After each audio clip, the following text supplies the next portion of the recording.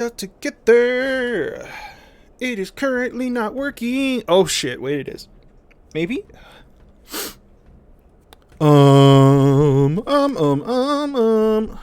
Refresh. Hey, I see myself. Okay. Cool, do we have audio? Hey, I see myself. Okay. Ah, there is audio. Okay, cool, great. Wait, mute me. I don't want to hear myself. Okay. And we are cleaning. Yay! Okay. The hell was that? Uh-huh.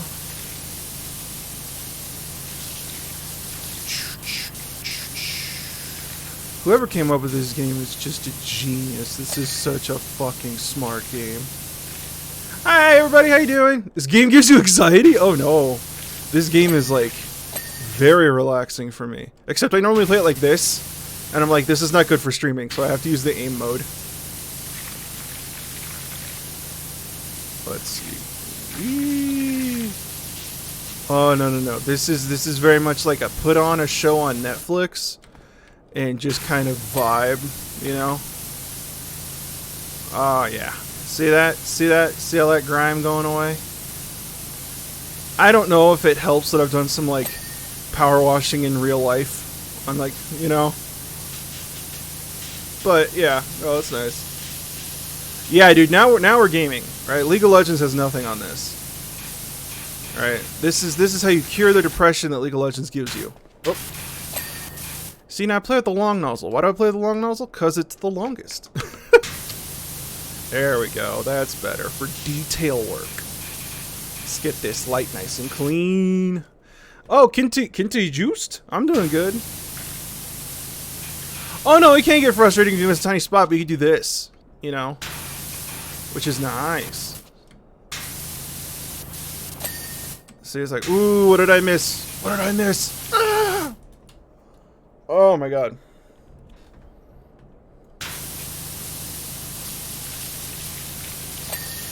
Let's see. Yay! And anyway, so this is the Final Fantasy stuff that I'm doing. I haven't done any of like the DLC or anything. I don't have the DLC, and I'm not going to be buying it on stream. I'm not that crazy. So, we're just going to be exploring Midgar for a little bit. Probably talking about Nobuo Uematsu. Because everybody always wants to talk about Nobuo Uematsu, and I get it. And that's valid. So nice and slow. Whee! How do I get the spot? Your name is a perfect fit in French. Ah, okay. Hi Merquim, hi Raphael, how's it going? How's life? How's it going? Let's see, did I get that? Alright, now we're gonna do the trunk. Whee! Whee! Whee! Whee! You know, now that I'm experiencing it, this game might be worse for streaming than Elden Ring, because I'm just like totally shutting my brain off. Yeah, well, you want to talk about music theory? What music theory? Yeah, notes. Notes are fun. Stardew Valley. Sarah loves Stardew Valley. Sarah's really big. She's like a professional cozy gamer. You know, she's a part of like all the cozy gamer like subreddits and groups and stuff like that. And like whenever a new one comes out, she'll play the beta. And she can like 100% them, you know. She's like hardcore when it comes to those.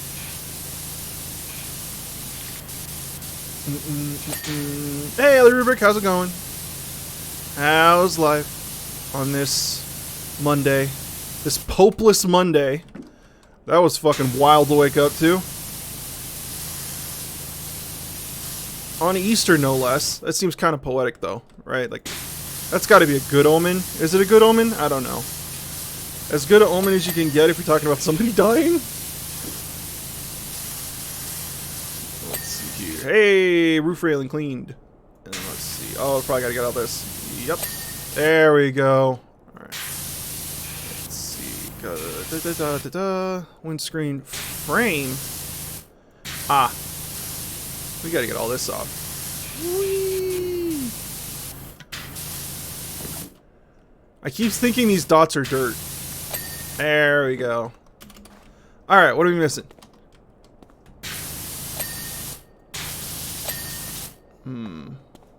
Oh, we gotta get behind here, don't we? Yeah, get in there.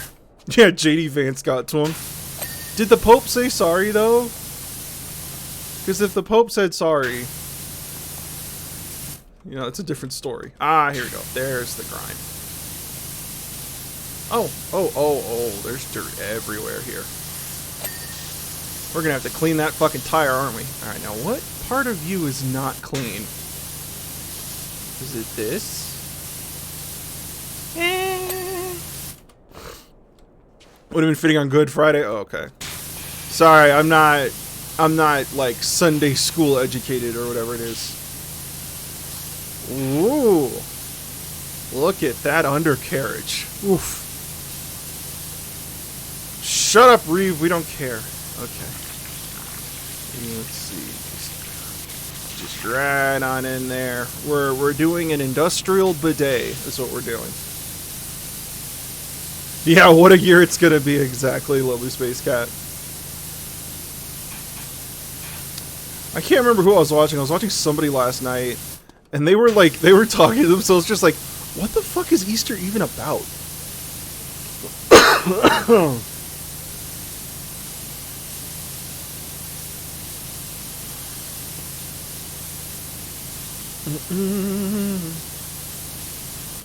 I know I'm on hiatus. I've been on hiatus. I am working on a video. You can ask Sarah when she comes home. I'm actually taking a break from working on the video. Thank you very much, TYVM. It has not been easy, honestly. Oh, let's see here. Oh, we gotta probably get back here, huh? Yep. Hey, got the trailer. Nice. Now, what part of you am I missing? Oh, yeah, here we go. Right there. All of that. There's got to be some secret spot I'm missing with these exhausts. Oh, is it right there?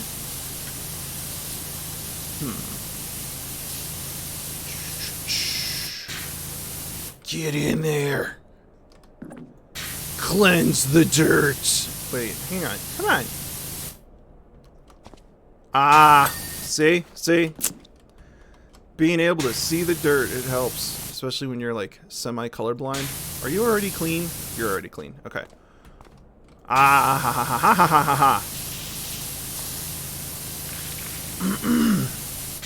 Excited for my triumphant return?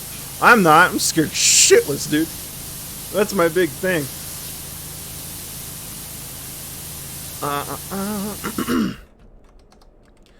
I don't know how people rewatch my videos. I couldn't handle it. Like, don't get me wrong, I am very appreciative, because you guys rewatching my stuff is like what kept me afloat during grad school. You know? Literally. But fuck, man, I like cannot appreciate it. I cannot tell you enough.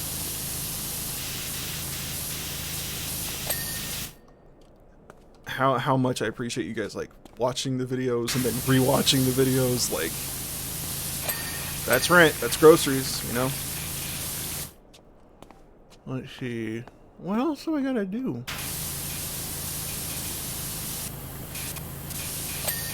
Huh. Ah.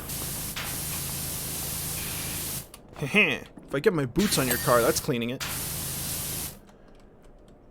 Okay, I must be missing something like significant because we're only 64 of the way through. Unless it's including the bike in the percentage.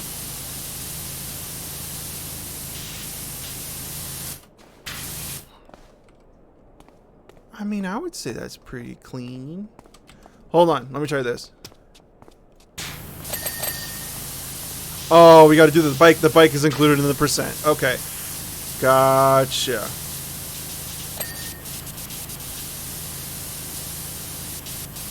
You're a trained classical musician?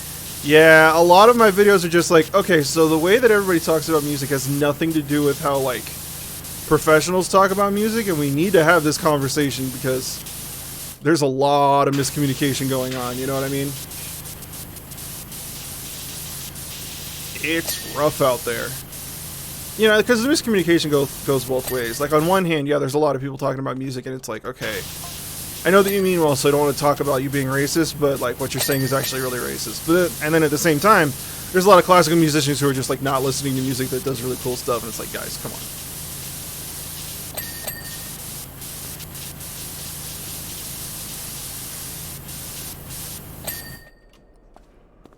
Yeah, just start with Mozart's fart song. I love how that's just become, like, the thing that everybody knows him for. There's some Mozart scholars out. I've had, like, comments from people who are Mozart scholars, who are just, like, furious at people like me being like, yeah, Mozart's fine. I think he's a little mid, personally, you know? And he's like, no, he's a fucking genius, what are you talking about? I'm like, bro, it's, like, I don't know who, like, you think you're talking to, but I am not he.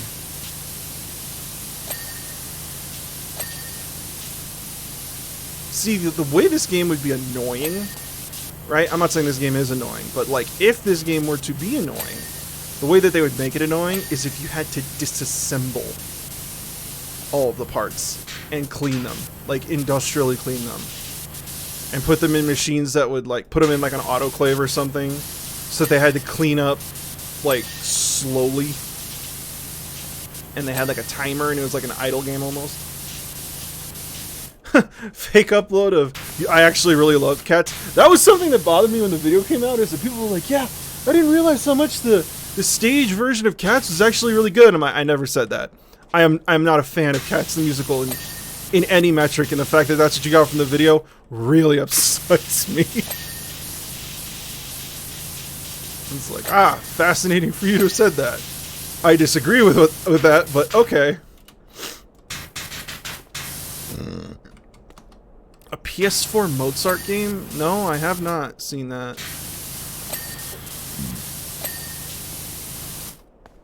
I will say I do not want to play a PS4 Mozart game.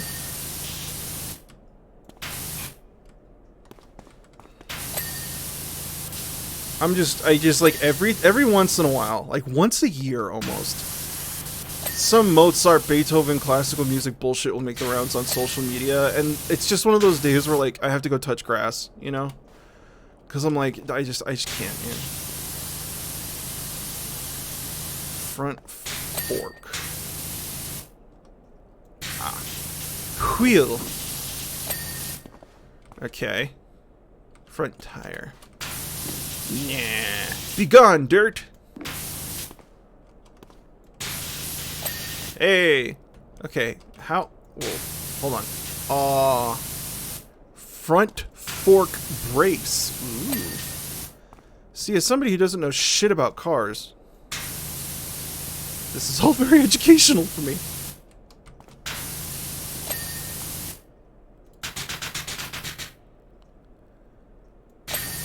Ha! That was fun. Okay, exhaust pipe. I'm still at 99%. I'm gonna have a stroke. I'm just scanning. Wait. There's something. I'm just staring at the top left here. Huh. Air intake. That's the air intake? What? Oh, air intake right here. An air intake. Well, you know, I would imagine that you'd want to make the air intake easier to clean. Alright, I'll just see. What else is dirty?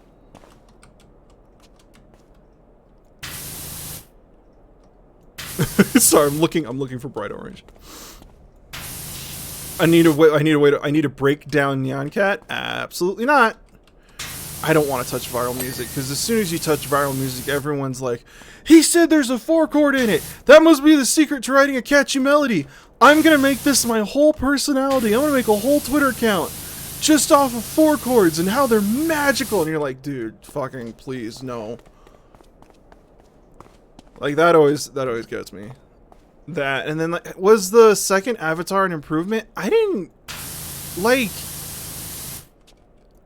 I don't understand. We're talking about, Blue Alien Avatar, right? Like, I don't understand. Hold on, something I just saw was really dirty. License plate. Yeah, I don't understand, like, the crazy hype with Avatar, where it, like, people were just, like, losing their mind over it. Like, I don't know. I mean, like, I guess I still don't quite understand why it's at Disney World, you know? I get that it's big. I get that it's popular. Like, that's fine, right? You don't have to make everything for me. I'm not one of those nutsacks, right? But, like, when I watched the second movie, I was like, yeah, it's like the first movie. It's like, it's very good popcorn movie. You know, like, oh, the new Avatar's out. You know, wait a couple weeks.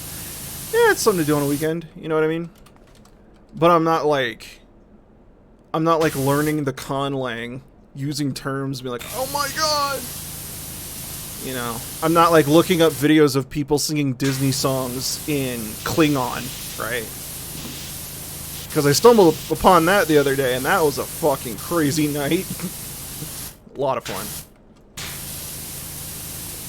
Let's see, it says the rear wheel mount is... Ah, ha, ha, ha, ha! Holler. That's this. Cab panel. The fuck is a cab panel?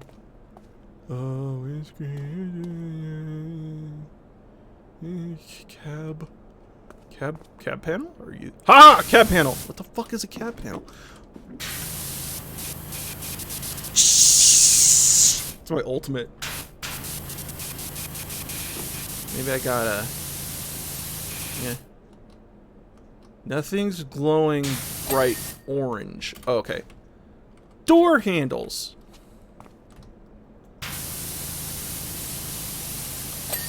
Okay, one handle.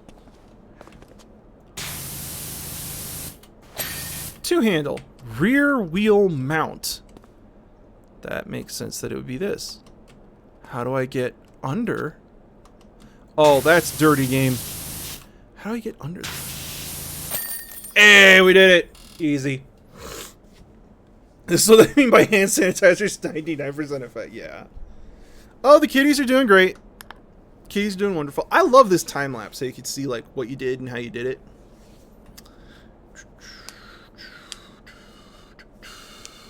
Oh, time saving. God. Whenever someone's like, oh, dude, it's in like 7:16. It's fucking amazing. I'm like, you know what?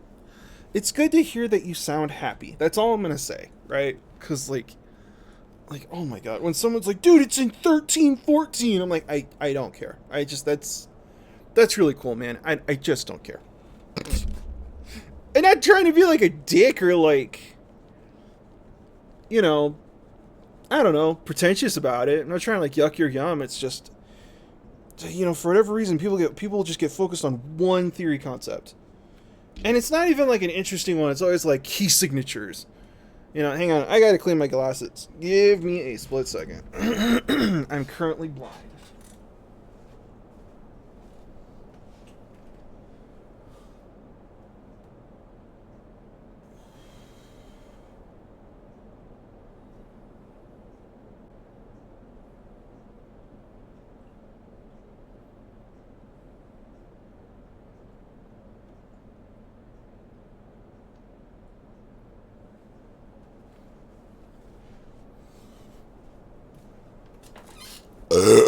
Excuse me. Oh. Let's see here. What's the next thing?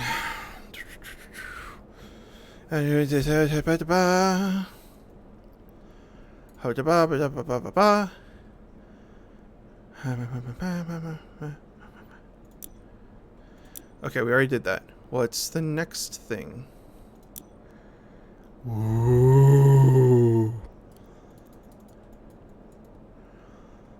Okay.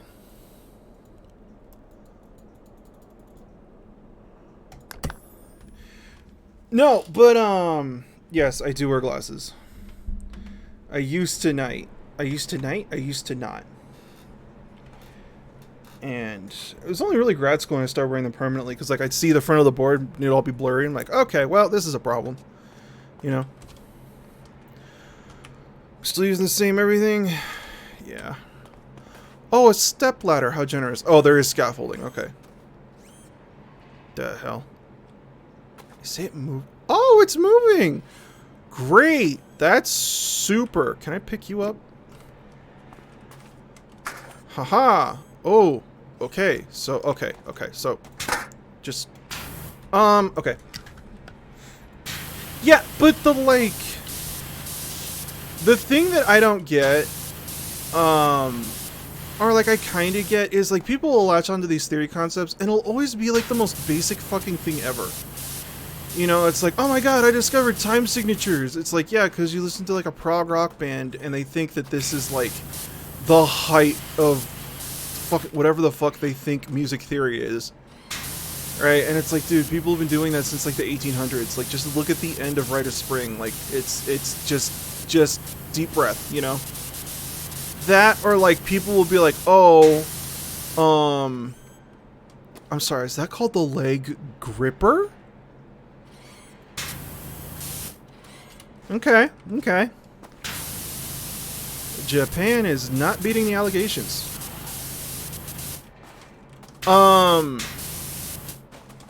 Fuck it, we'll use the ladder. Yeah, so it'll be like, you know, oh, like time signatures, or like, you know, again, once a year, some kid falls victim to that one treatise from like the 1600s where it's like, you know, each of the key signatures have their own affect, and you're just like, god damn it. Right? Because this like fucking 98 times out of 10, this is not a human being that's going to be able to understand like the nuances of tuning systems and like the Pythagorean comma, and without that you can't really be like, hey, so this is why this is kind of bullshit, sorry. You know, it'll be that, or then it's like, you know, it's a chord quality. Oh man, dude, it's half diminished seventh. Yeah, everything's the half diminished seventh, and you're like, okay, just making life difficult. Got it, cool. So then you have to hesitate. It's like, hey, this movie has a really cool instance of blank, right? And then everyone's like, oh, it's good because of blank. It's like, no, it's not how it works. And then, you know, people try to contribute to the conversation about maybe, oh, you know, it's the difference between a prescriptivist and a descriptivist perspective on analysis. And I'm just like, that's just, I don't want to have this conversation for the umpteenth time.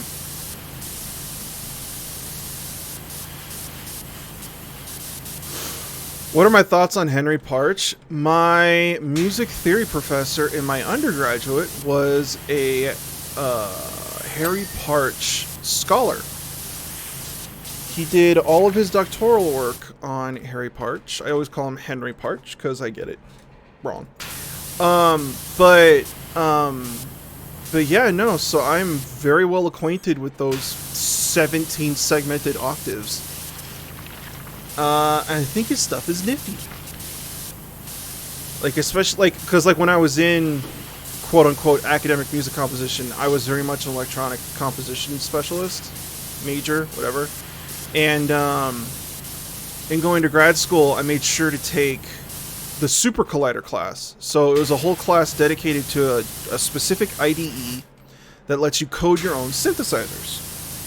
And, well, it lets you code synthesizers. It also lets you, like, just build raw sound. It's an incredibly powerful platform. And I do not remember the last time I had that much fun in a class. Let me tell you what. So, yeah, it's like when you see Harry Parch, right, it's really, really nice because you're not having to, like, crack open, like, okay, we're going to talk about 18th century Western European music and the Common Practice period and the way that the Common Practice period influenced this, that, and the other. You know, it's just like, it's been done to death. I don't care. The conversation was over before I was even born. I am not interested in speculating about, you know, yeah. I don't find it to be a particularly interesting conversation, personally. Does that mean that you're not allowed to be a Mahler scholar if you want to? No, go for it.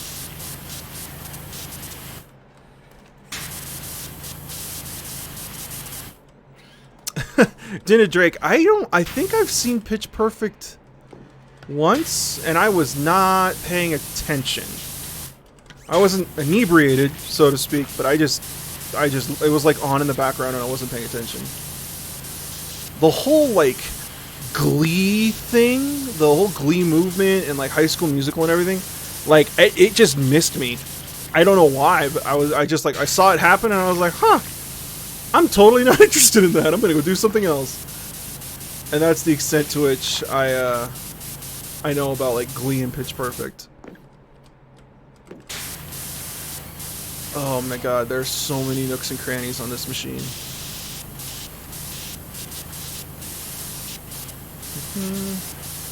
Hi Gersock, I'm doing good. How are you? Taking a break from working.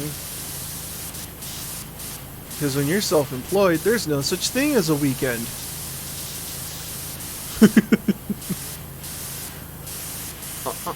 Oh man, it's been so long since I played Final Fantasy VII. Damn. There are definitely characters that I do not remember.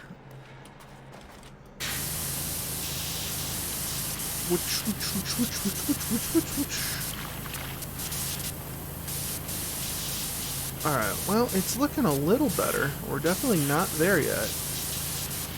Alright, let's clean his dick. Oh, it's a tire. There you go.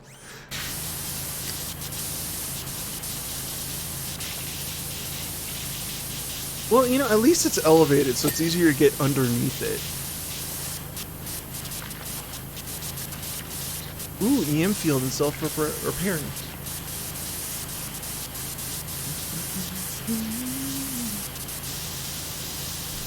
What did the Glee people go on to do? Because I tend to be pretty plugged into the whole musical movie thing. Did they go into doing other musical movies? Oh my god. Codpiece, excuse you. He needs to feel shiny. Yeah. Hold on. I have a scratch.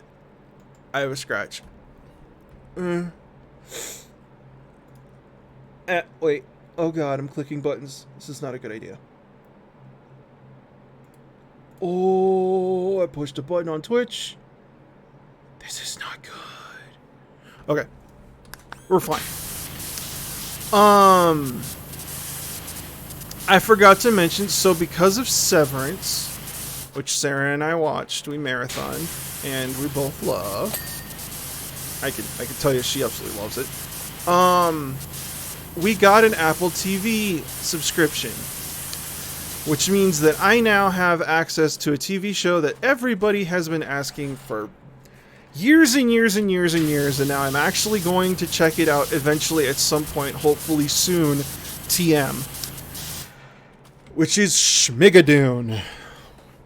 So I just know that there are going to be people absolutely losing their shit about Schmigadoon. Mythic Quest. So I've been trying to get Sarah to watch Mythic Quest with me. But Sarah has like a really serious aversion to like cringe humor. So, you know, like she goes to work and she counsels murderers. Like she has a really hardcore job. But for whatever reason, like It's Always Sunny in Philadelphia, she just can't do. It's just her kryptonite. She can't handle it. So anything related to It's Always Sunny in Philadelphia, and she's like, I don't know. So the fact that it's got Rob from It's Always Sunny is like her big reason as to why she doesn't want to see it. And I'm like, nah, let's give it a chance. It'll be fun. And I'm like, I know it's going to be the exact same kind of humor, but like, fuck it. Let's go for it. Why not? Schmigadoon. Well, because so like the thing is like, how do I put this? I'm not very good at being a member of a community. Some of you might have noticed this, you know, we're just like, I'm not necessarily good at collaborations. I'm not good at quote unquote playing with others. And it's not like a malicious thing, it's just like, I'm not. And so Schmigadoon seems to be full of, people who enjoy musical theater for the sake of it being musical theater. You know, you think of like a Sonic fan, or it's like they'll buy a cereal because it's got Sonic's face on it. Or like, I think like Prime you know, the Paul Brothers' drink or whatever, where it's like, it's limited edition brand, like brand zealots, I think. And so there are a lot of people who embrace like music theater in like a very non-critical way, where they're just like, oh my god, they're singing, it's musical theater, it's perfect.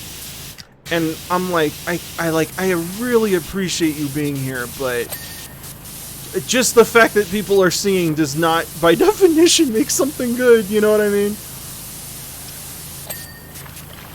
And yeah, and so like a lot of what I've seen about the commentary around Schmigadoon is just, oh my god, Kristen Chenoweth is in it. Wasn't she just legit perf? You know, oh my god, it's so fetch. And I'm like, okay, cool. Like, what else? Like, what are we referencing? Who are the composers that we're talking about? What are some of the themes of the show, maybe, you know?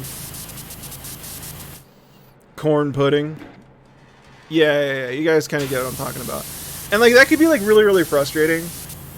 It could be kind of a landmine when you're dealing with, like, musical theater people. Especially because, like, I do music movies, which have a tendency to be adaptations of musical theater, and that is a slippery fucking slope, let me tell you. You know. So, yeah. It's its own thing. Could you hold still? Please? Thank you. Oh god, Repo the Genetic Opera. Fuck, dude. That, I've had so many people ask me about it, and then, like, I watch it, and I'm like, what the fuck are you getting out of this? Like, again, don't let me yuck your yum if you're like, oh, I love Genetic Opera. Like, great. Fucking, I'm so, wait, what the fuck? Raise arm. Oh.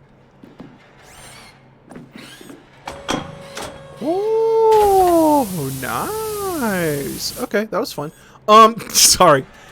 Yeah, it's like, if you love Repo Genetic Opera, like, great. Just do you. Have fun. Don't let me stop you, right?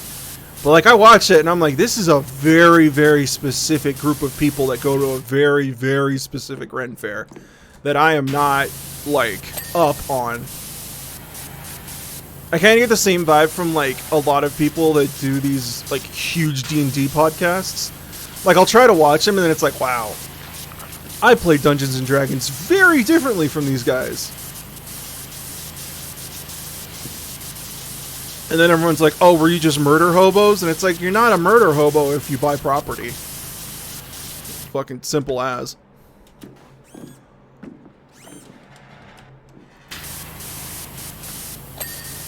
Alright. That's the laser. Landed murder hobo, yeah. No, like we would it was a lot of math. Like, we would very much get into fights with DM. Not like, you know, verbal altercations, but like encounters with a DM, and he would specifically build a campaign to try to overpower us. You know, and it was like, okay, well, we're going to use the most broken builds we can find or put together. Barring, like, I cast Wish and eliminate the Planck's constant or something, you know, like, something stupid like that. And try to basically outsmart each other. And that's what a lot of D&D was for me. And then I go on these D&D, like, podcasts, and I look up these D&D groups, and it's very much like, if that's how you play D&D, you suck. I'm like, okay, I suck. Cool. Got it.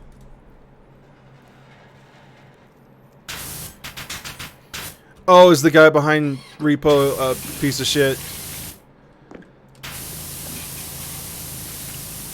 Like, with all the, like, hear me out. Like, let me land here, right? Because it's going to sound scary, but just, like, hear me out. The Me Too movement was good, right? Was a force for good. It's good that these people are having their careers shut down, right? It is bad that all of these other people have been, like, horribly abused by the industry, right?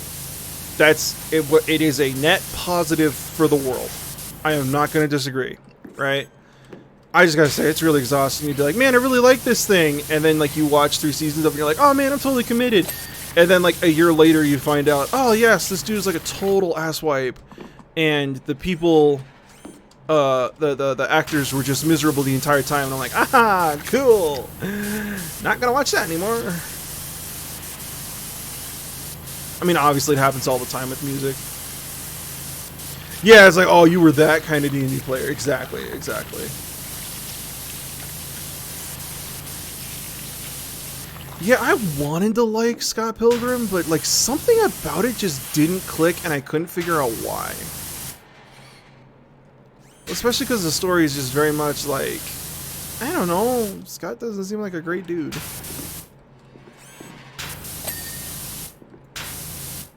Alright, let me see your camera. Oh, I gotta break out the stub nose.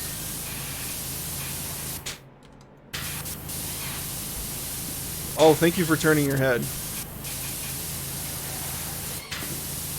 Okay, now I need you to hold still. Please. Dude, you know what they should do? They should have a Wall-E level. Where like you're cleaning off Wall-E.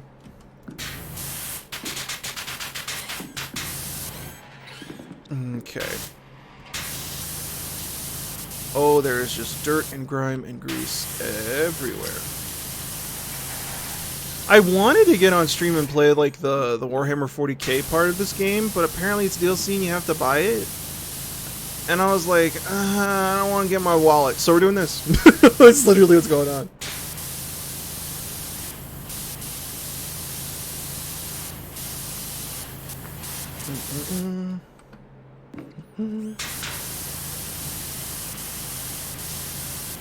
Yeah, you know, like you gotta clean his shelves, and you have to like push the button to rotate his shelves and clean all the stuff on it.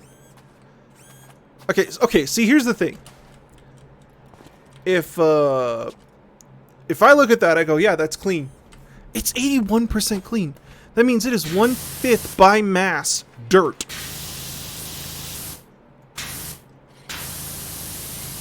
Okay, I kind of see what's going on here. Oh my god, yeah, okay, I see what's going on here. That's a lot of crap. Okay. What are these? Underbelly bolts. I feel like in the process of like rendering these models in this game, you have to figure out what these little doodads and gizmos were like meant for by the creators, and some of them are just like raw aesthetic choices. Like, why are there bolts here? I don't know, thought it looked cool. Like, you know, like, well, they're the underbelly bolts to secure the chassis to the manifold.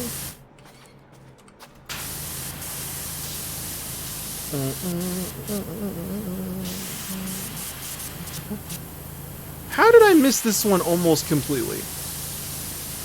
Come on. His dirt a perfect fifth. Ah, that's funny, that's funny.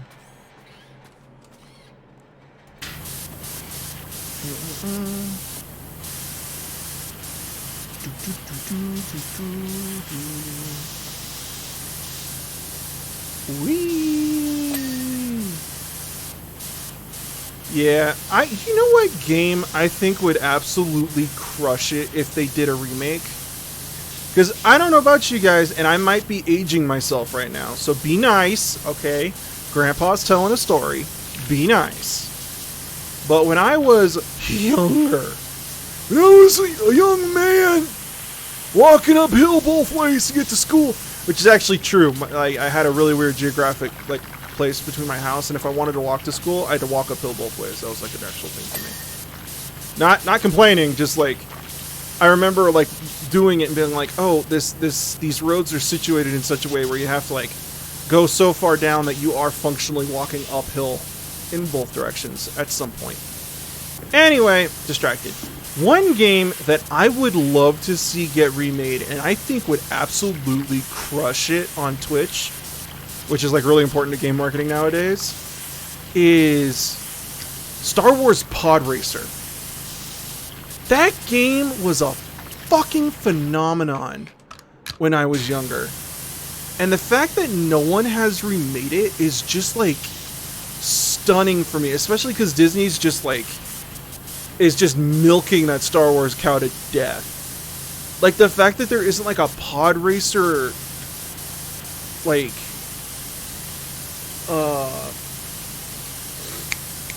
help me. Pod racer ride at Disney World. It's like that seems like it would be like a prime shoo-in for a tie-in. Ooh, Career Jenin with the Twitch Prime. Thank you so much. I appreciate that very much. Thank you. I really do appreciate it. And you don't have to subscribe, guys. It's like, I know Twitch is real big on subscribers. Like, oh my god, like, comment, subscribe, right? But like, I know I don't have a very consistent schedule, so I'm not gonna be offended if you're like, dude, you know, like I get it. It's okay. But thank you so much for the Prime. I really appreciate that.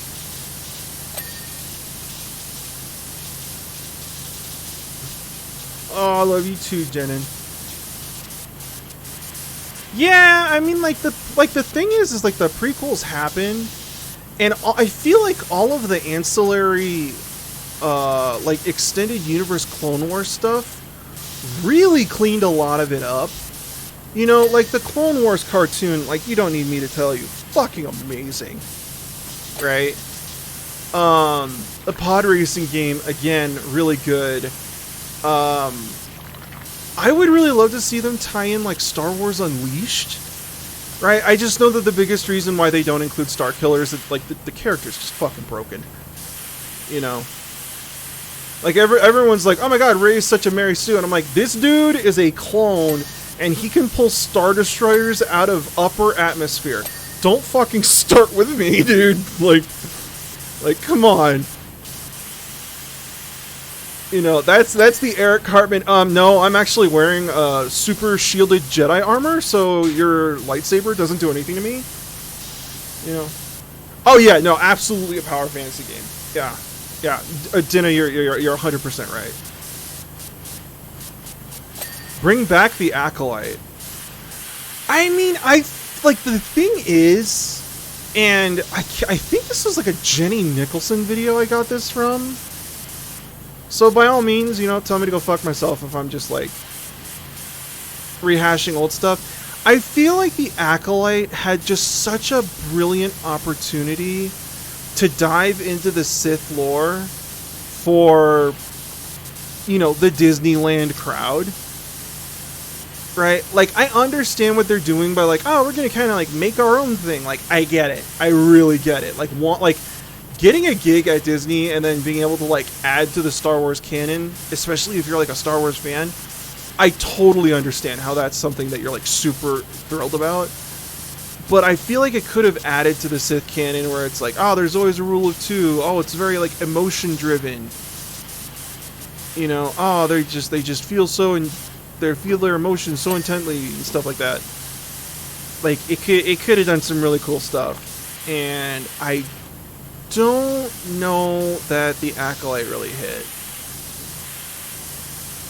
Like, one thing I really hate is when and this is gonna sound really pretentious, so let me land this incredibly dangerous backflip. You know, you get this from Shakespeare, right? Like, you think of the theater masks, right? It's comedy and tragedy, laughing and crying. And something that an old English teacher told me, it was a previous English teacher, but was also elderly, was that whenever something super dramatic happens in Shakespeare, the next scene is a comedy scene. And like in Macbeth, like the more critical the tragedy, the more funny the scene is after it. And it's like, yes, you can have comic relief, but there's an element of like humanity to just being funny and relatable. And so if you have these characters who are just serious all the time, you're gonna look at that and be like, dude, fucking, could you like tell a joke? I think that's something that James Gunn gets down like perfectly. And that's why so many of his characters feel like real characters, you know? Like, Quill, Chris Pratt, like Star-Lord, I almost said Star-Killer. Like, Star-Lord, he fucks up. Like, he fucks up, he makes jokes, he tries to pretend like he's not scared, but he's really scared, right? And that's super fucking relatable. And that makes his triumphs feel more significant, I mean, at least for me. And the Acolyte was just like a perfect, I feel, demonstration of we are too afraid to make any of our characters seem even a little bit weak. Even our side characters have to have, like, incredible abs, you know? And so, like, they don't really crack jokes. It's not like, funny. They take itself really seriously. And then it just comes off as, like, really, really mechanical.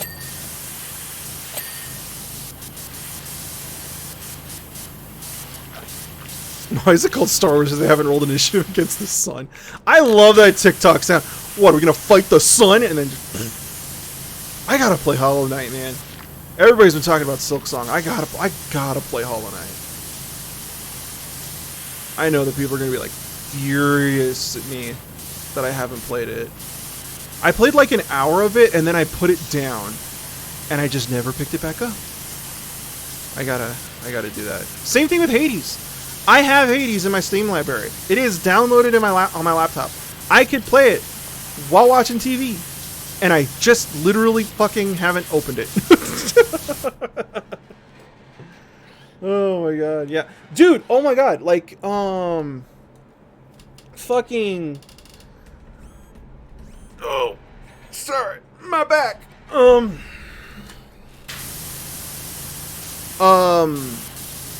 My favorite episode of The Mandalorian, and I'm like 7 seasons behind it in The Mandalorian. But my favorite episode of The Mandalorian, where if someone was like, "Oh, just like show me one episode that made you like fall in love with it," it's the episode with Bill Burr. That shit was, oh, it was amazing. It was amazing, dude. It was moving, it was impactful, it was significant. It also worked as its own, like, serialized everything, you know? Because, like, you can, like, miss an episode or two of Mandalorian and keep going, right? It's very episodic that way. It's not like JoJo's Bizarre Adventure where if you miss one episode, all of a sudden everybody's frogs trying to jerk each other off, and you're like, what the fuck is going on, right?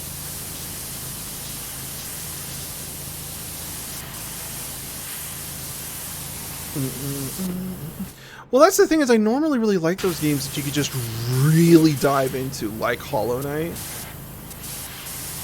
And yeah, I couldn't tell. It was just one of those. It was like I vividly remember being like, "Oh, this is really fun," but there's a lot to it. I'm gonna need to be able to like sit down with this. Lower arm, lower arm, lower arm. Lower arm. Lower arm. There we go. I remember I was like, I'm gonna need like a week to just sit with this, you know? And I think that's what got me to like stop playing it, unfortunately. Is that I was like, oh, I mean, it's gonna be a lot. I have to like invest it. Cause yeah, like I know that people are like, this isn't what you're supposed to do, but I love sitting down and playing like a Dark Souls game with the Wikipedia page open. Right? I don't like doing that for every game, but there are definitely some games where I'm like, yeah, let's play this game with the map open.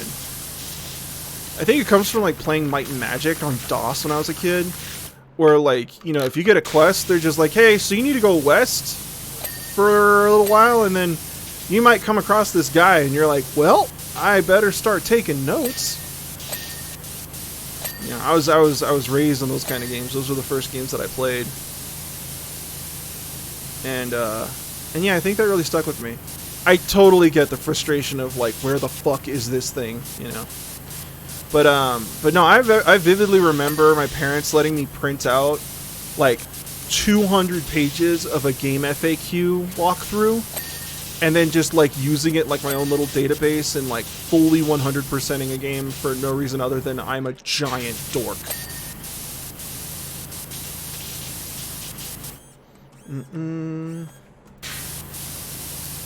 Oh, does Bill Burr come back? I was talking about the, I mean, I guess the first episode with Bill Burr. I didn't know there was a second episode with Bill Burr.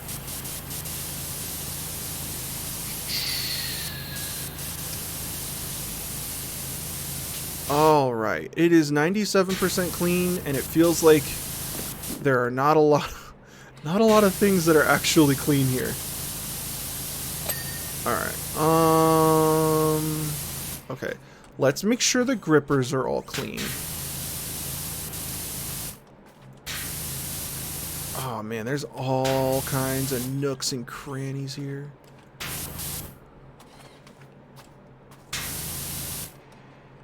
Where are you, filth? You will be defeated. Hey, there we go.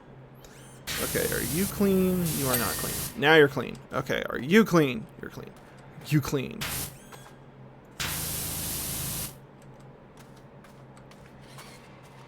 See, now we're going like methodical here. There we go. Okay. It feels like no individual piece is clean, but we're at like 97%. Oh, it's one of the weapons from Final Fantasy VII. Do not exceed weight limit. Well, I guess I can't stand on that shit. Trying to find all the lost Dalmatians in Kingdom Hearts? Yeah, exactly. That kind of thing. You know, if you put like a stupid little collectible thing, you've guaranteed that I will play your game for hours. Like, this is not a brag. I do not want this to come off as a brag, but like I got all the achievements in Elden Ring in the first like 5 days the game was out. Like fully no-lifed it. You know, I was going into areas that people hadn't finished the map on. You know, like it was borderline unhealthy now that I reflect on it. But that's the kind of stuff that just scratches all the wrinkles in my brain, dude.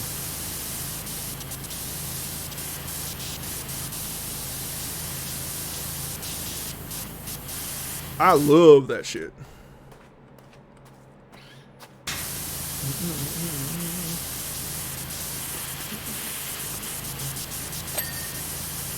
Hey.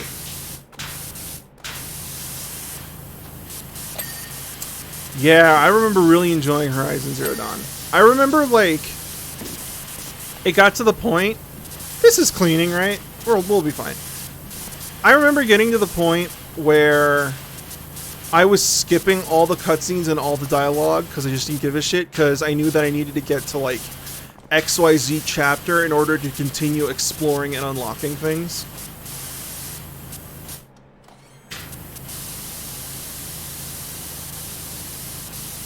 Like, that's how brain dead I had it.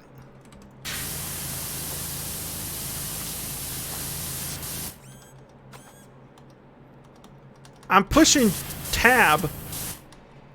Oh, also, I committed a horrible cardinal sin. I do not want to be judged for this. Okay? I understand the mistake that I've made. Okay? Do not reprimand me for this, but I have to admit.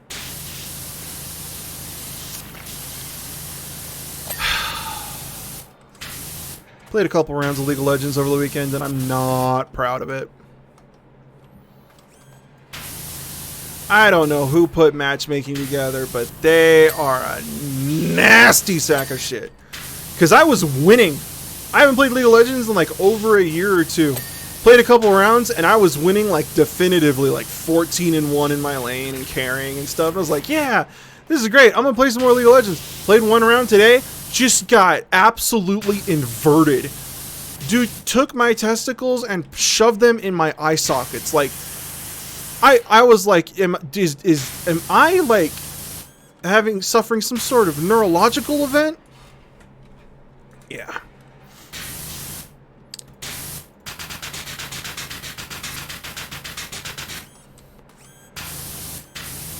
So yeah, that was that. Also, I had a Yasuo AD carry, and I don't care if it's like what the LCK plays. Yasuo AD carry does not make sense. Like, this is not Dota. Our AD carries have to be fucking ranged. Like, at least Neela is like built for it, but even then, it's like, you know, like if she's playing with the right type of a certain kind of support. When Mercury is waning and it's a half moon tonight, you know, like, you might be able to pull something off if you spend the first 25 minutes of the game under your tower farming. Like, eventually she might be useful in a team fight. Yeah.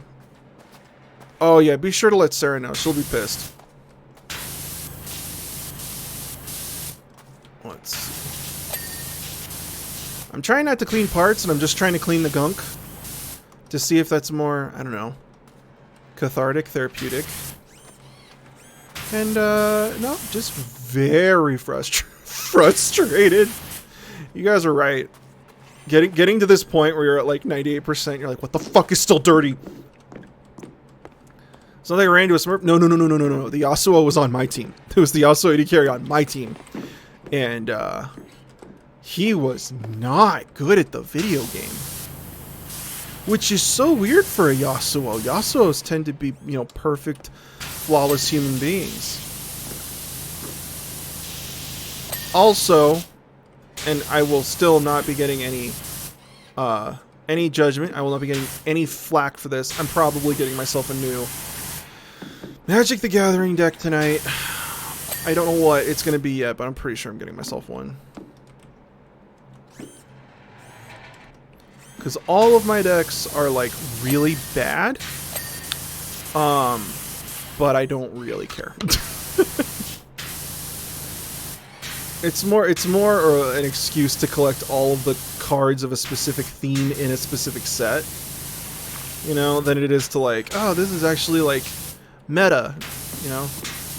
Like, I run a lot of, like, not necessarily mono blue, but a lot of, like, blue-red, blue-green. And I won't use any counter spells. Like the thing that makes a blue deck, I'm just like, I don't like the artwork.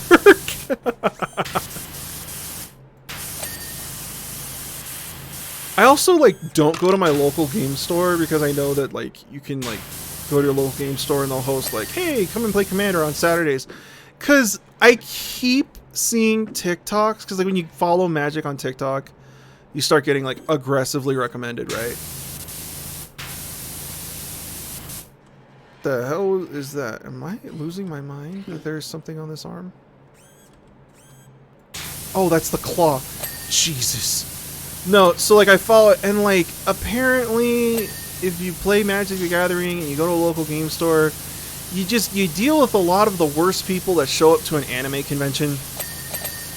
You know, like, I've heard of people pheromone maxing, and I'm like, I am so not here for that.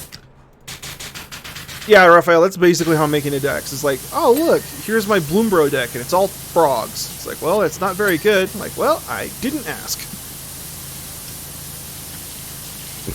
Pheromone maxing. It's like an offshoot or subset of, like, 4chan incel, where they're like, oh, I'm just never going to wash so that I maximize the amount of natural pheromones that my body secretes, because we are actually a colony, all just a colony of insects, right? And so these are not the nerds who just neglect hygiene. These are the nerds who are purposefully neglecting hygiene and getting as sweaty as possible to be as stinky as possible, because they believe that I don't even know that women are some sort of swarm insect, I guess. That's how fucking divorced from reality they are. And I've only been in card stores a few times, like, in practice, and I would believe that happens, I'll tell you that much.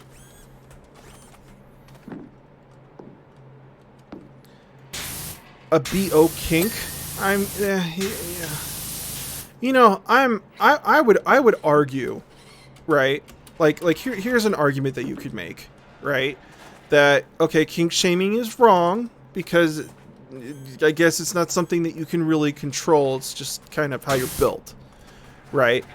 Having said that, it's incredibly important to police kink shaming in the case of, you know, someone's kink being explicitly harmful, right? I would argue that if your kink is to smell so bad that I get nauseous, I would posit that you are causing damage to me in some way. If you make me physically ill by the way that you smell, your kink is causing harm.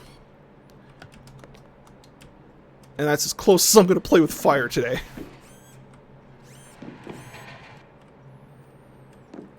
Yeah, it's definitely, I mean, it's okay, it's not funny. I was about to say it's funny, it's not.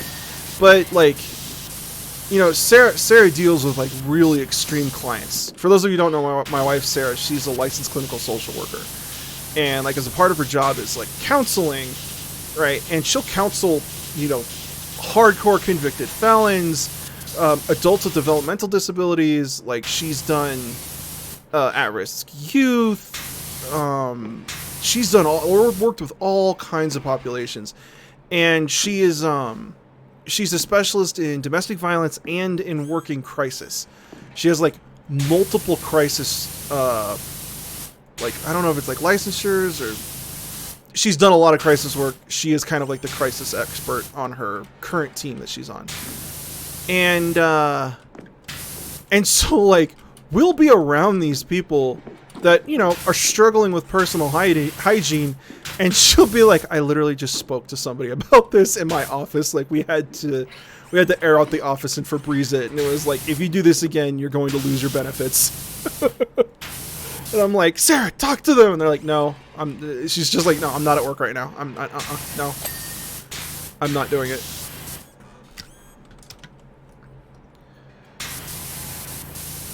I saw you, Dirt. I still see you, Dirt. There's something like so satisfying, like treasure hunter satisfying about finding that one pocket of grime and being able to clean it out. Let's see here. I wonder if there's...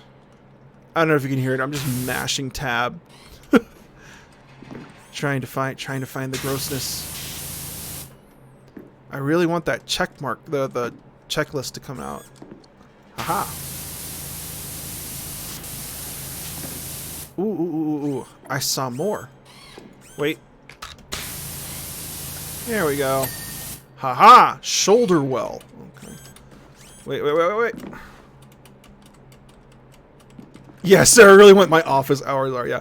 Well, I mean, you know, and I'm not gonna, like this is kind of the thing, right, where it's like, I'm not gonna tell her how to do her job. Right? Because to be licensed, being a licensed clinical social worker is kind of like passing the bar for lawyers, or like getting a license to practice medicine, right? Like she can diagnose people off the DSM. She can put people on 72-hour mandatory mental health holds. She can bill insurance, you know, like she's like Sarah's actually like really hardcore, right? And so she's literally like, yeah, no, I'm not working right now. I have to maintain this boundary. Otherwise, you know, you go crazy if you're just like always at work. And so like sometimes, and this is super like funky, but just to give you an idea, sometimes she has to have conversations with other social workers and be like, yeah, you need to put your on-call phone down, because if you keep doing this, you're going to burn yourself out real fast. And it's like, that's a really interesting, like, you got to take care of yourself before you can take care of anybody else kind of thing. But like, even in like a professional way, you know, because a lot of healthcare, a lot of medical, a lot of these professions, you know, not to get heavy, but they have a really high burnout rate, you know, and that's before you talk about dealing with fucking health insurance, right? And so it's like, you know, you got to limit the burnout rate, limit the turnover, because when you train somebody, that's like an investment, if you want to think about this in terms of the economics.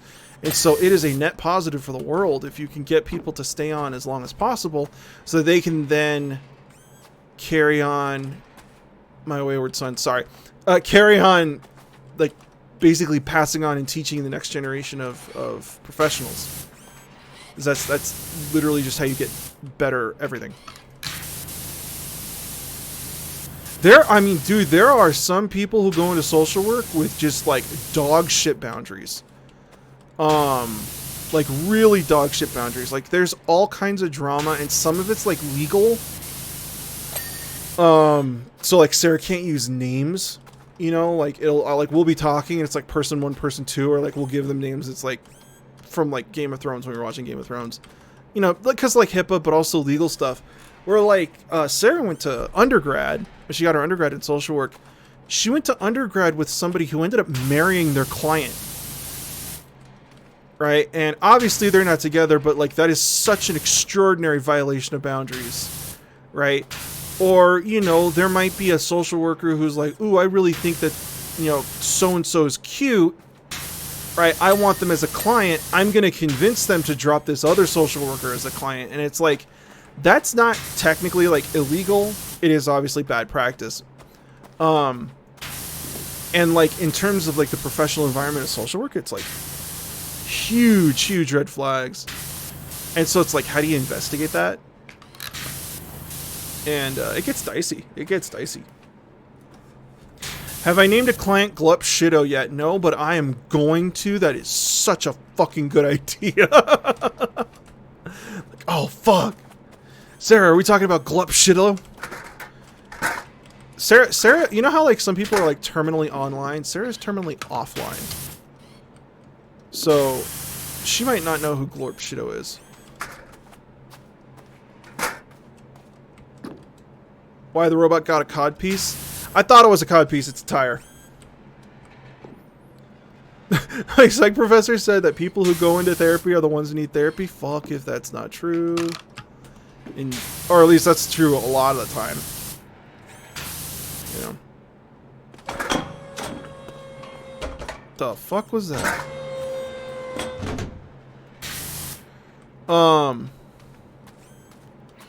You know, Sarah was actually diagnosed last year with ADHD, which has been life-changing. But, like, a combination of her ADHD and her dyslexia, made her a fucking, like, it was like just the right cocktail of neurodivergence to where she doesn't just excel, she fucking thrives in crisis.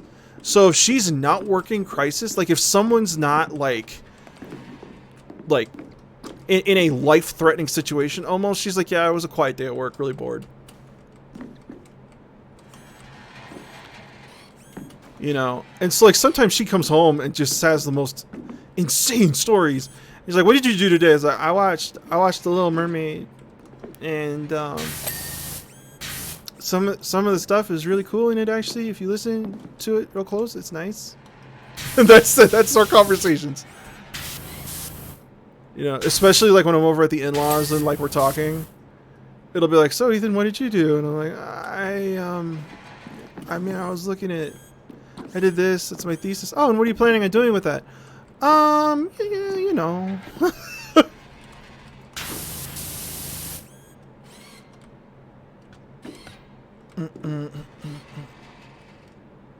I mean, it's one of those things where like people hear ADHD and it's kind of like the way that people treated autism in like the 90s and the early 2000s, where it's like, oh, you're autistic, you're broken. It's like, obviously not, right? You know, it's where like the term neurodivergent comes from, where it's like, it's just, you know, okay, it's atypical, right? It's just a different build. You know what I mean? Like, it's a different D&D build. You're gonna have different strengths and weaknesses. Everyone's just a little bit different. You know, you're fine. You're fine. Everything's okay. You know, the things that you struggle with, you can develop a coping mechanism for. Same thing happens to everybody. Right? But yeah, no, I feel like ADHD is really going through that as well. Cause like because when Sarah like first started, she was like, you know, she needed some support or wanted some support.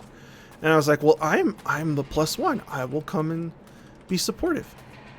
And so like I sat in the office with a guy who was like an ADHD, just like literally it's the only thing he does, and he's like the number of times a day I have somebody in my office just like having a breakdown because they thought that having ADHD meant that they were like broken, and not realizing that, yeah, it does come with advantages.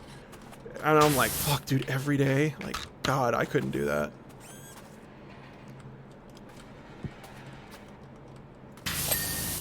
You're broken, but it's not related to autism. Oh my God.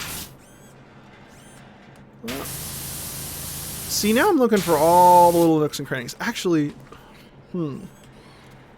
I have an idea. See, that's why I like this game, because this game is just really good for just like vibing, you know? Like, this is a really good collab game where you can just be like, hey man, you know, like, just play a game, shoot the shit. You know, because I hate the collabs where it's like, bro, you want to play like Call of Duty, and it's like, that's a lot of pressure, man. It's a lot of like, bro, why didn't you come get me? I was trying. Oh hey, Sarah's home. We were just talking about how much you love Crisis. I do. Yeah. See, I wasn't lying. It's an ADHD thing. That's exactly what I said. I was like, yeah. I'm a pitch for a good Crisis. What? No, come here and say that. Come here and say that. I'm a bitch for a good crisis. Everybody says hi. Hi, everybody. I have to give the kitties treats before they explode. I told you. I told you. She loves Crisis. It's like her thing. Ugh. I unplugged my headphones. Okay. I do not know what I'm missing here. See, I would love to play this game with Sarah, but she gets really bad motion sickness.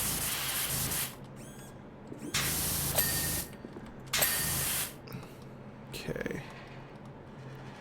We are looking for glowing orange. Why am I stuck? Why am I constantly stuck? Have you told chat that we now have to stand in between our cats? So the kitties get treats whenever we come home. But Popsicle doesn't chew and is a menace. He really does. He swallows everything like whole. So now when I give them treats when I get home, Popsicle swallows his part, and then I have to stand there and make sure he doesn't eat ice creams, because she's a lady. Mm-hmm. So she like picks it up and chews it, and, yum, yum, yum, and then picks up the next one and crunch, yum, yum, yum. It's adorable.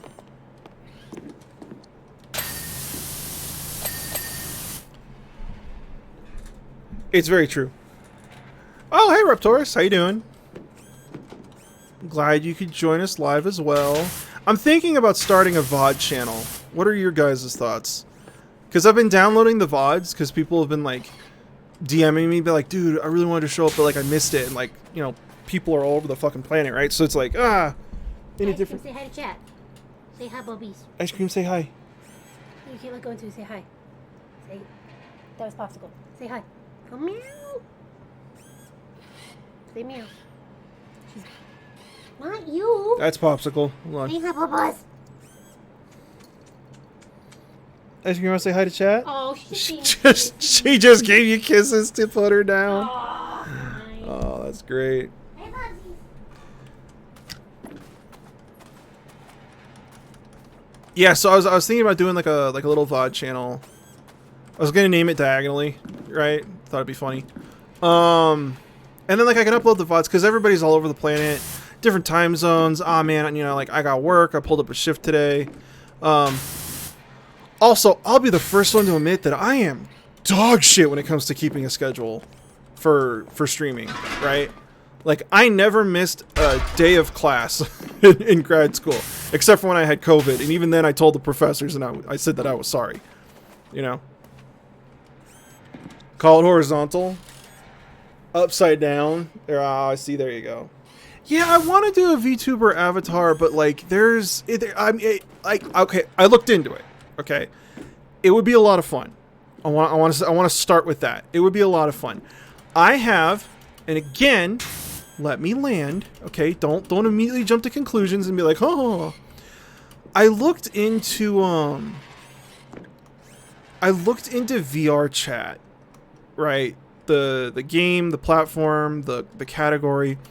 I know it's a lot of big titty cat girls. Okay, that's not lost on me. I'm not one of those guys that's like ignorant to it. I get what's going on. Okay, I get it. I do.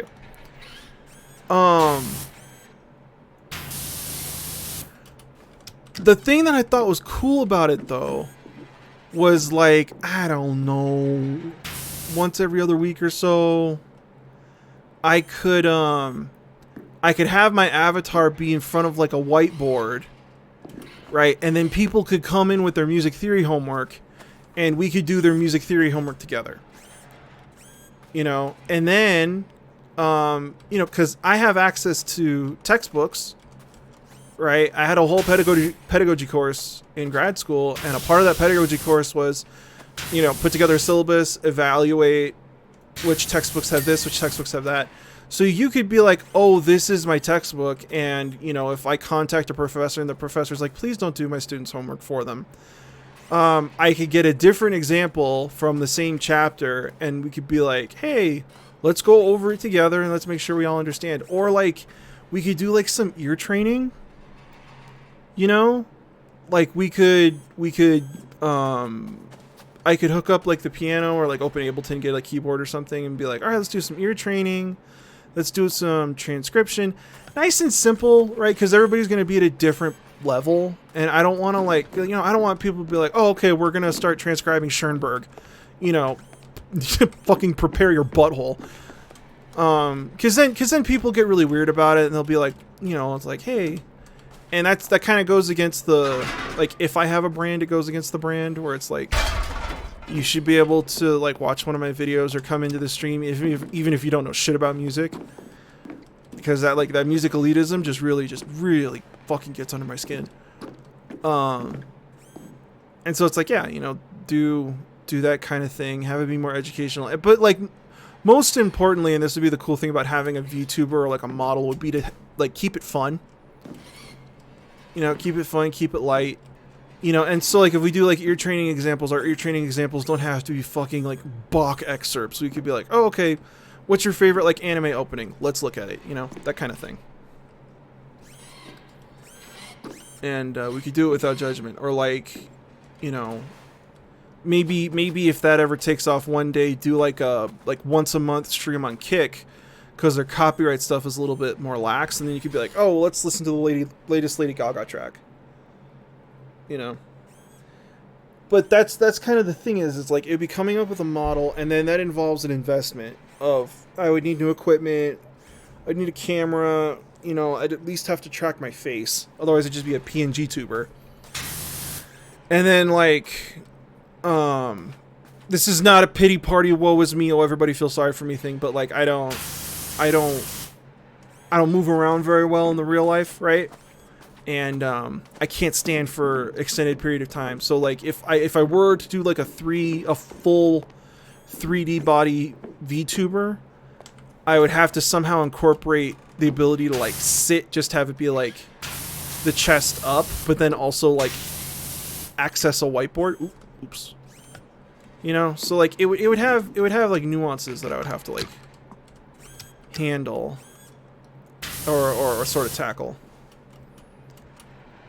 I mean, like, I've seen VTuber, like, because again, I looked into it. I've seen VTuber models where it's like 10 grand. You know, it's like we're just not gonna make that kind of investment right now. Like, absolutely not. You're gonna spend 10 grand on a VTuber, you're gonna buy us a house and more cats. Yeah, like I'll have like you'll know that I'm spending money on VTubers because I have a house. You know, and then the other thing is like, fuck, man, I really just gotta get a video out there to get this monkey off my back, because it's just been following me around, man. Talking to my therapist about it and shit. Like, gotta get back up on it, and that's it's been tough. It's just been tough. It's one of those, you know. The Lord gives his toughest battles to his rootinest, tootinest cowboys.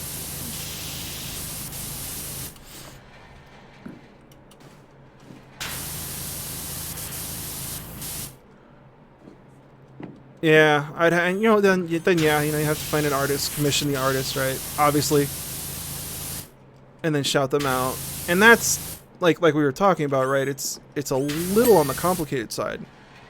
Ooh, we got the checklist. Ooh, we got the checklist. Just because, you know, like nowadays you really gotta vet people, especially because, you know, I wouldn't want to accidentally platform somebody that ought not to be platformed. That would not be my intention. Okay, claw wrists. Yeah, and again, that's you know, I'm saying all that with fucking love in my heart, or at least as much love as I can muster, because, you know, it's just kind of how it is. Fuck. You know, I'd hate for some like kids' parents to be like, "Hey, man, we thought that you were teaching a kid about music, and now we find out XYZ." Because I've had those messages, and those messages are super awkward. Abdomen turret. What? Barrel vents.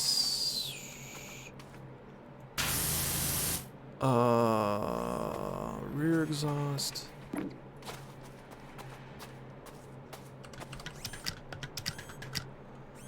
Let's see.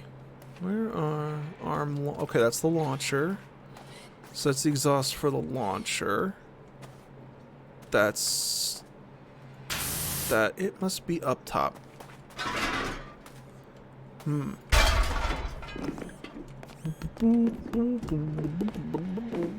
So yeah, I think that'd be I think that'd be a lot of fun. And then I gotta rotate this thing. And then at the same time, I think it'd be easier to like collaborate with people, make it more accessible. Right? Because my YouTube videos, they can get dense on occasion. And I've gotten this message from like content creators and other people where it's like, love to hang out, but like I don't know anything about Mozart. I'm not fancy, so I don't know what to say. And it's like, that's not the vibe I wanted to put out. Like, really not okay with that. Let's see here. Where is the fucking exhaust? The barrel vent. That should not be the vent, right? Casing connector. Oh, I see it. Barrel vent. The vent is right there, huh? Okay, so it must be the other arm. Jesus, it is literally every nook and cranny, huh? Okay. The casing vent. There we go. Yay! We did it. Yeah, I only speak with like-minded aristocrats. Yeah, exactly. I love these time lapses. They're great.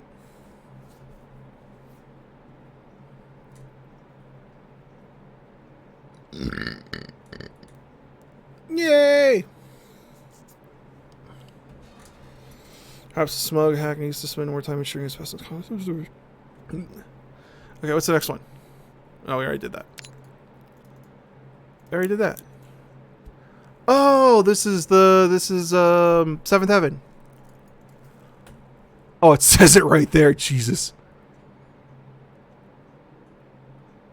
I'm a friend's daughter.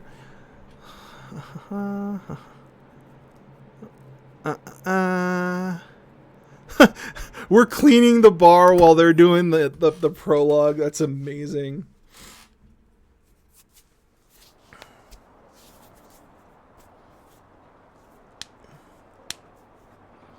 Oh, and it doesn't necessarily have to be that. Like, we could like imagine. I mean, I don't know if anybody would be really that interested in it, but we could do like live analysis. You know, like something I thought would be really cool, because I've seen some people do this. Is, you know, like they work on their video while they're live streaming. Like, that could be a lot of fun. I've also seen people do like collaborative, like script writing on Discord, which is kinda nuts. I would feel really bad because, like, I don't know how I would properly credit everybody, but that I think is a me thing more than anything else.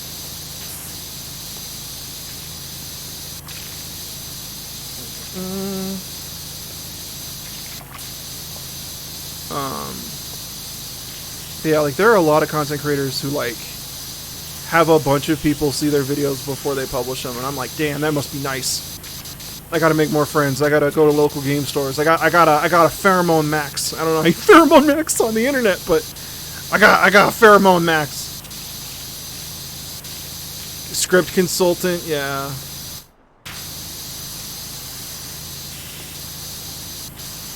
How is the table?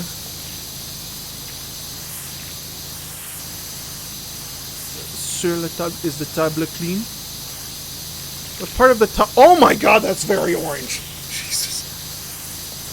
I pushed tab and I just blinded myself. Woo! Trying to see what part of the table was still dirty, and it's like, ah, everything. Got it. Cool.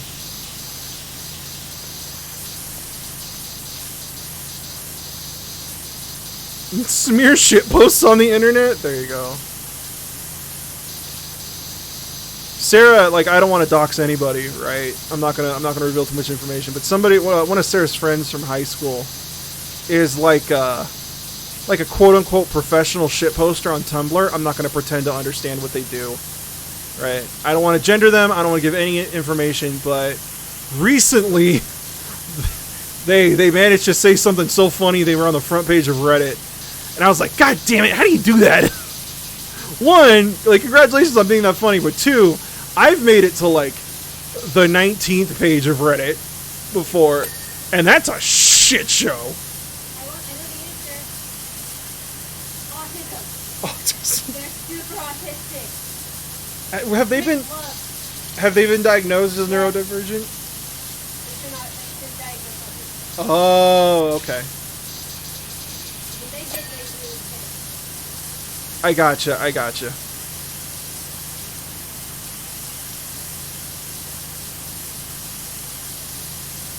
Yeah, I don't know how they make money. I don't know what they do with it, but they're Tumblr famous, which I didn't know you could do. You know, it's kind of like those people who are like Instagram famous, where it's like, yeah, pay me $10 million and I'll post this on Instagram. Like, that shit. Like, I thought YouTube was a squishy job. That's fucking insane to hear about, dude. Absolutely insane.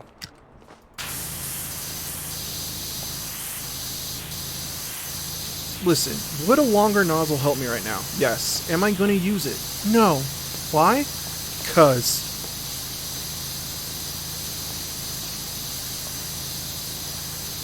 I don't know what's up with Tumblr. I still think it's wild that they're like, hey guys, no more porn, and everyone was like, fuck this place, I'm out. Like, that's how horny that website was, you know what I mean? It was like, damn guys, chill. I will say the Elon Musk Twitter stuff has sucked.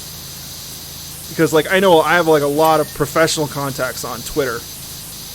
You know, and so, like, having to dial down the Twitter usage has been icky, I'll say that, right? And then you're like, oh, okay, I'm not going to use it, and so you don't check Twitter for, like, a couple weeks. Not weeks, a week. And then you open it up, you got messages, and people are like, hey, man, you want to play Apex? I'm like, fuck, I'm sorry, I'm trying to be a good human. Hit me up on Discord.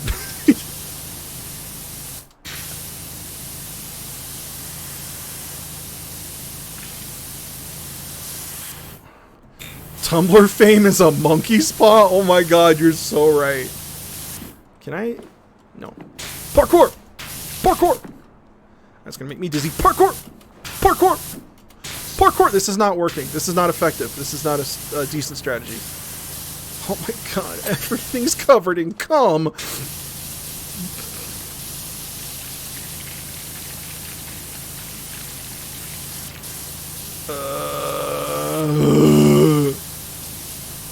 Been Twitter sober for... I'm using that now. Twitter sober. Holy shit. Okay, so I keep Twitter relapsing, so I gotta be nice to myself. We'll do what Sarah says. We'll do some harm reduction. We're doing Twitter harm reduction is what we're doing. The bar is pheromone maxing. Oh my god. Oh jeez.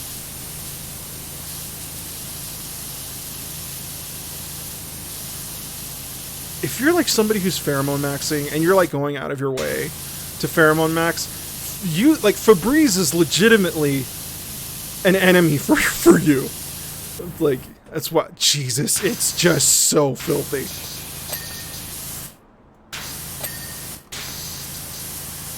I imagine the whole floor is connected, so the whole floor is just gonna like ding all at once together. Okay. What do you eat that makes it that color? Like, I'm really glad it's bright orange, though, because if it was like, oh, let's make it a dark green, I'd be like, cool, I just can't see it. I am deuteranomalous, which means I have a really hard time seeing greens. I'm semi-colorblind, so I'm not good with different shades of color in general, but greens are my kryptonite. And so if there's like multiple shades of green on like one of those dot tests where like they have like a number but it's a bunch of dots, I mean it's invisible, just completely invisible. And Sarah likes to play with me when it comes to those. She's like, Ethan, what does this say? I'm like, I don't know.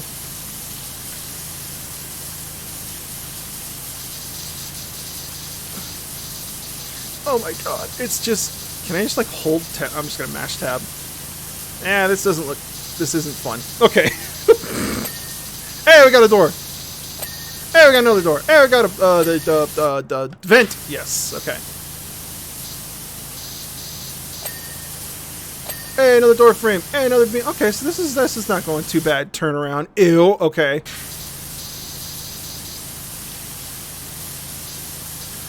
Hit the genetic Powerball. Dude, I did, man. I'm one of those lemons. Those guys who's like, what's your medical history? And I'm like, I'm getting to the point where like I'm if I'm not seeing a doctor, right? Or like, you know, have like a card in my wallet. If I don't see a doctor that like I see regularly, or like I have like a laminated card in my wallet, be like, this is everything I'm allergic to. These are the medications I'm on. This is the stuff I was born with. This is the stuff that's happened to me. DNR. Like, I don't know. Just let it happen. If God's like, we're done messing with him, just let it happen.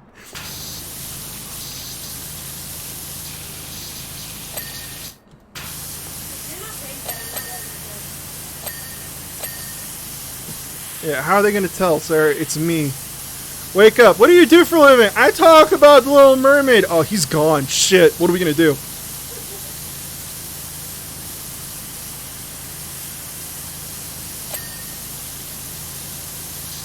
Oh my god.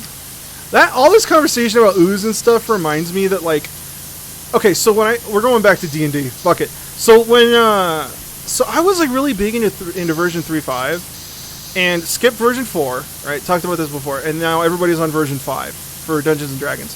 Which like fine, I get it, times change, whatever.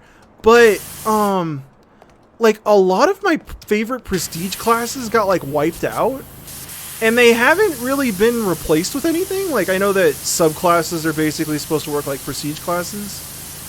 Ish, you know? And, oh, that's caps lock. Cool.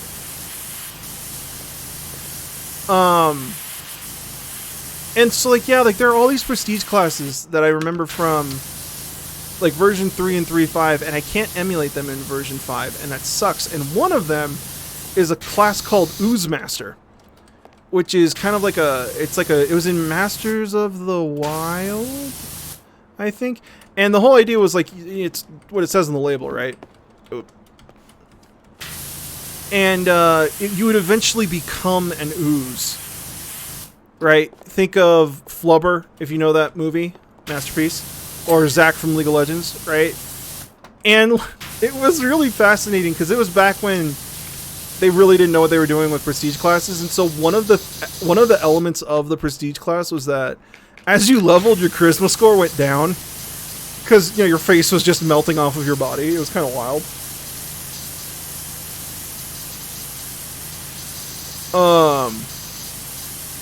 But like you could like throw ooze, and you can like squeeze yourself into really small type spaces because you were just like made of ooze. And it was like, I don't really know that you could do that in version 5. Like, you could, but you'd have to get creative with it. Yeah, it wasn't a race, it was a prestige class. And it was pretty much designed to be for druids. And I know there's all kinds of, like, druid prestige classes. Like, all the fungus stuff. The, like, circle of spores or whatever. Like, that's pretty nifty.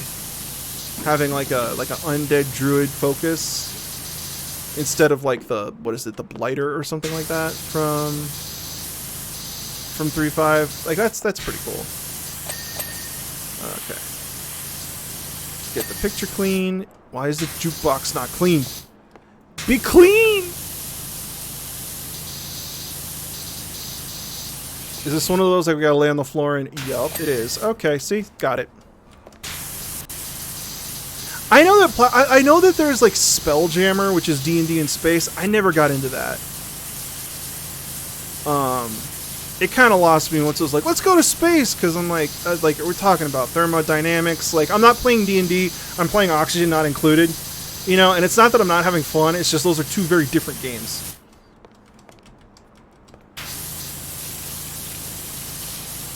Ooh, fun fact about me, Raphael. I have never played a Metal Gear Solid game. I watched one of my siblings play Revengeance, and I was like, cool, not for me. And then I got one of the games for PlayStation number, either 3 or 4, and I played it for like an hour, and I never touched it again. And it's not that I hate it, it's not that they're bad, it's just a blind spot for me. And it's one of those things where it's kind of like Undertale or Glee, right? Or you can't just be like, yeah, I've never done it, because everyone's like, what? Holy shit, oh my god, you gotta change your life, man. I can't believe you've never like, breathed the air. And I'm like, I need like a minute. Like, I know that there's a lot of like people impersonating people, and there's a big dog, and there's a guy with a rock in his head, and a fake arm, and there's one dude at some point that's got a name, and he flips guns, and that's, you know, and everybody applauds. Like, that's all I know about. Oh, and then there's a ladder with a song. I obviously could be wrong about that, so by all means correct me. But yeah, that's all I really know about Metal Gear and Metal Gear Solid. Oh, dude, everybody talks about how like the Metal Gear games are like life-changing, high art, and I'm not sitting here saying like I necessarily disagree. I'm just like it's just something that I missed. Oh, I know, it's the top. Yeah, I got it. Yeah, see, it's clean. If you jump on the pinball machine, it gets it cleaner. Okay. See, we're going appliance by appliance because there's no point in trying to clean this floor. Oh. Hey, Phantom Adventures, how you doing? Shadow of the Colossus. It's another game that I play. It's just like I almost said Shovel Knight, Hollow Knight, Metal Gear, you know, these games where it's like I sat down, I played it once, and I was like, dude, this game requires my attention, you know, for like an uninterrupted week. I'm gonna put it down and come back to it when I can like really give it the time that it deserves, and just did not pick it back up, and then had the whole game spoiled for me, and I was like, well, you know, now like, it's just one of those things where I've seen it so many times on AGDQ and SGDQ that like I know all the bosses, I know the mechanics, there's nothing really left to like figure out in the game. And so I'm like, do I do that? Maybe, I don't know.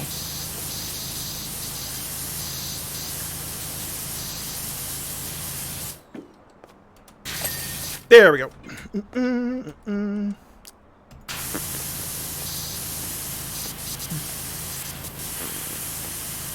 Yeah, Merkwin, with it, where it's just like that's like a really difficult conversation that I have with a lot of people, and like, you know, the day I eventually fucking break down on stream and tell you about my childhood, right?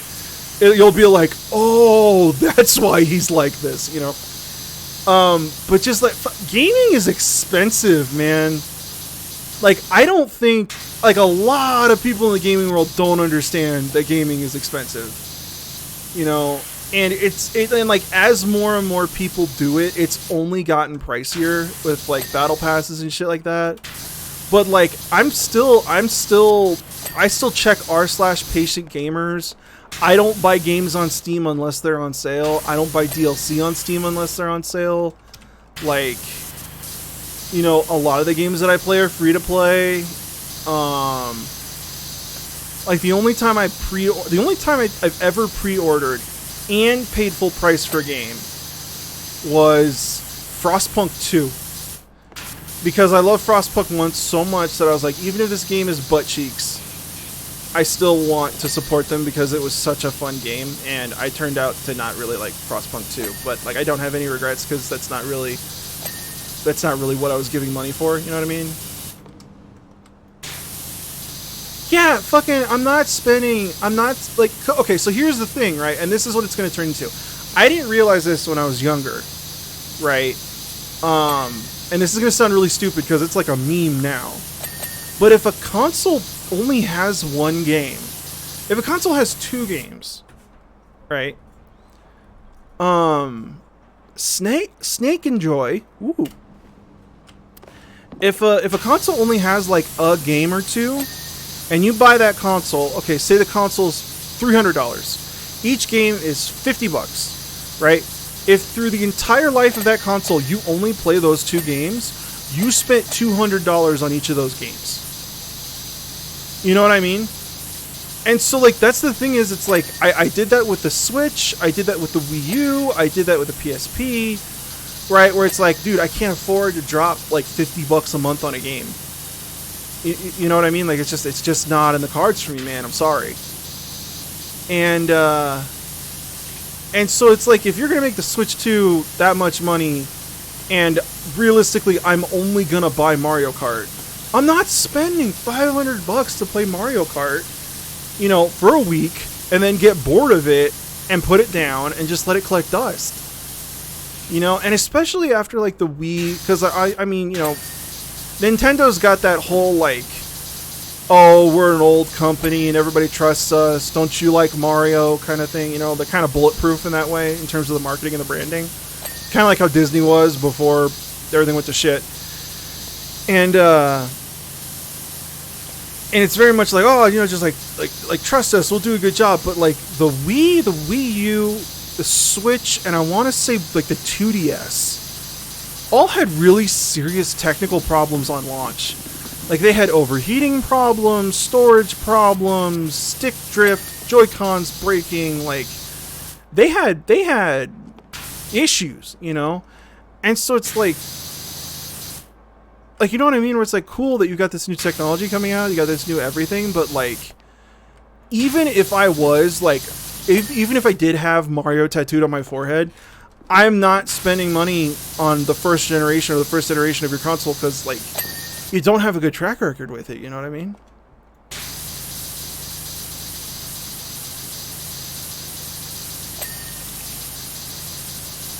I mean that's the other thing is like and I mean it sucks because like on one hand I'm not a huge fan of games like Repo, you know, where it's like I've heard people call it streamer bait, where like you have to play it with friends and it's designed to just like farm content on TikTok, which like fine. I'm not gonna sit here and like police Repo. Good for them. Glad they're making the money. Whatever, right? But like I'm never gonna buy that game. Like the only way I would buy that game is if I was doing some sort of collab, and that collab was like for charity. I'd be like, all right, I'll play ball. You know what I mean? But now, like, I have much less buyer's remorse because whenever I see a game, I immediately check it out on Twitch. And then I'm just like, oh, yeah, this guy has a PC that's way better than mine. And it is chugging along. I'm going to wait. You know what I mean? Like, it's just, like, dude, like, come on. And I'm not even one of these, like, PC master race elitists. Like, I only buy pre-made shit.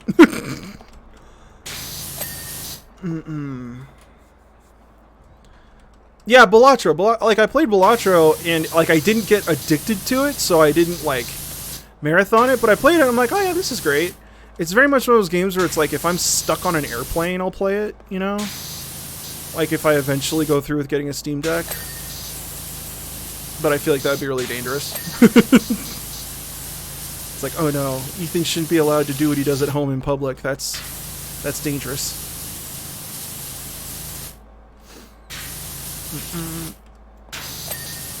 Yeah, I mean, like PC gaming, because like the other thing is like I know this makes me kind of a dweeb. This makes me like not cool, but I do not pirate. It's not a moral thing. It's an incompetence thing. I'm a dumbass. I will do it. I will do it wrong. I will get the virus. I will have the FBI at my door being like, Did you illegally download Legend of Zelda Majora's Mask? And I will just immediately start crying. I will immediately start crying, shit myself, and then just be like, take me in. I'm so sorry. I'm evil.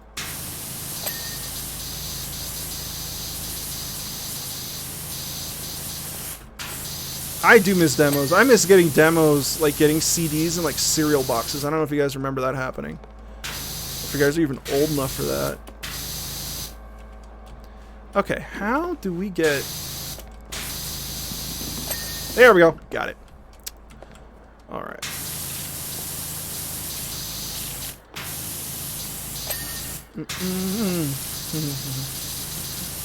Yeah, like I playing game demos in Toys R Us. Ooh.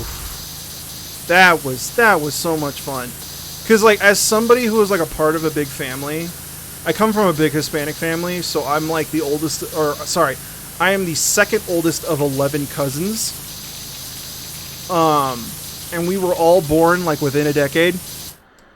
Like well within a decade. Like I think we're all within a course of like 8 years. So whenever we'd hang out, right? Like when you take that many kids to fucking Toys R Us and everybody has $20 to spend, like it's a circus. And so being able to just like sit down and like play on those consoles while everyone's screaming and crying about doing math and stuff like that, it was a lot of fun.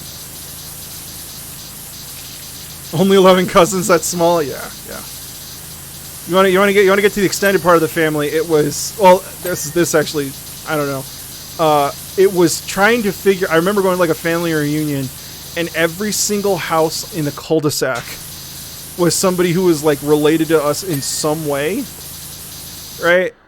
And like one of the challenges was trying to figure out first cousins, second cousins, and third cousins, because it's like, okay, how are we related? Who are you? And what's going on? You know, and then I don't speak Spanish very well, so not speaking Spanish makes it that much harder to communicate, right? So yeah, it was like a whole thing.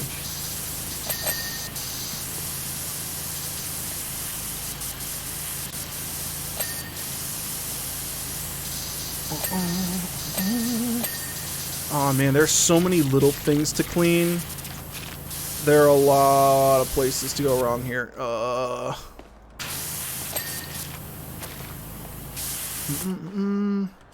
Latin, Spanish, or Spanish? Latin, Spanish. Right. Oh, hey, it's a Buster Sword.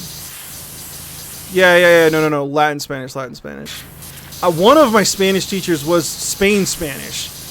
And so, like, trying to learn Spanish, or being taught Spanish, and then going home to a mother from, like, rural Chile, and having her, it was, like, fuck, that was a nightmare. Like, I would go to school and be like, oh, what does this mean? The teacher would be like, that's not Spanish. And then I come home and be like, Mom, can you help me with my homework? And she's like, this teacher isn't teaching you right. I'm like, okay, one of you has to be correct.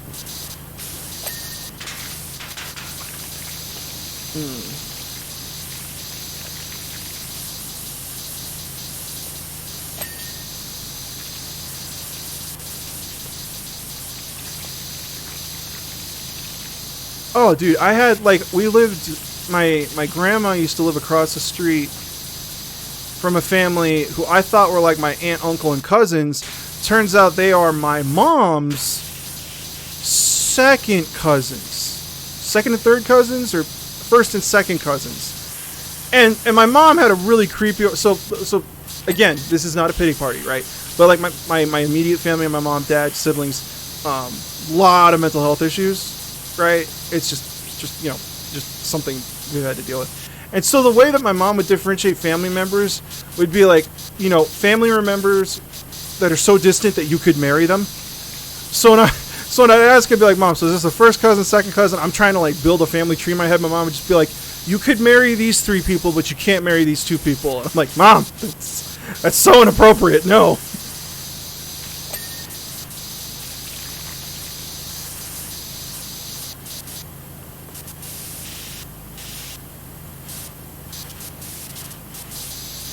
It was also really funny because when Sarah and I got married, we did our like marriage license thing. The person that we spoke to, they're like, in Colorado, you can't technically marry your first cousin, and we were just like, ew.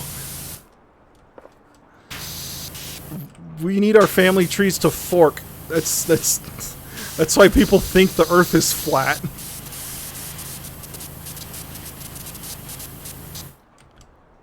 Oh. See, Ellie Rubik, I appreciate you being here. Thank you.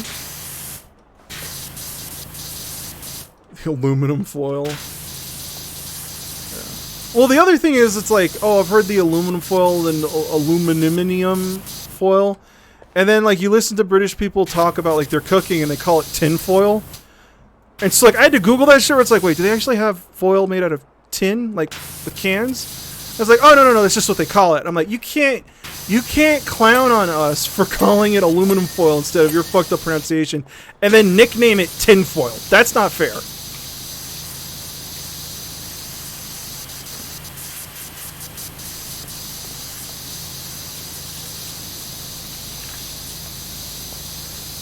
Whoa.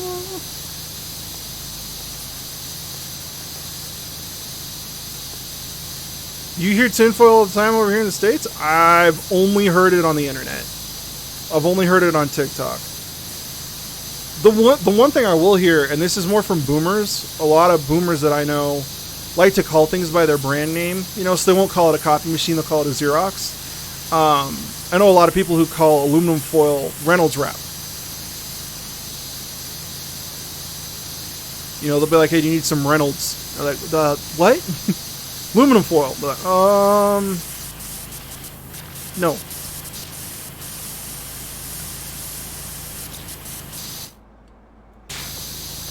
Tinfoil, you're fighting aliens. Exactly, yeah.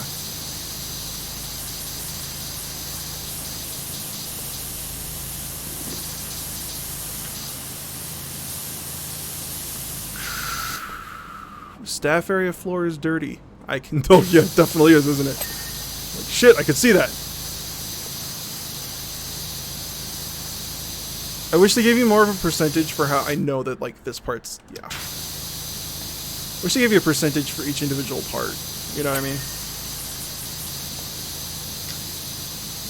How am I supposed to get that very specific angle? Oh, like that. Okay, cool. Fight you in your Hoover.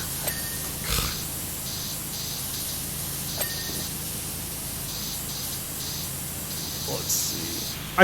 I know the whole tinfoil thing because I was looking up British cooking channels.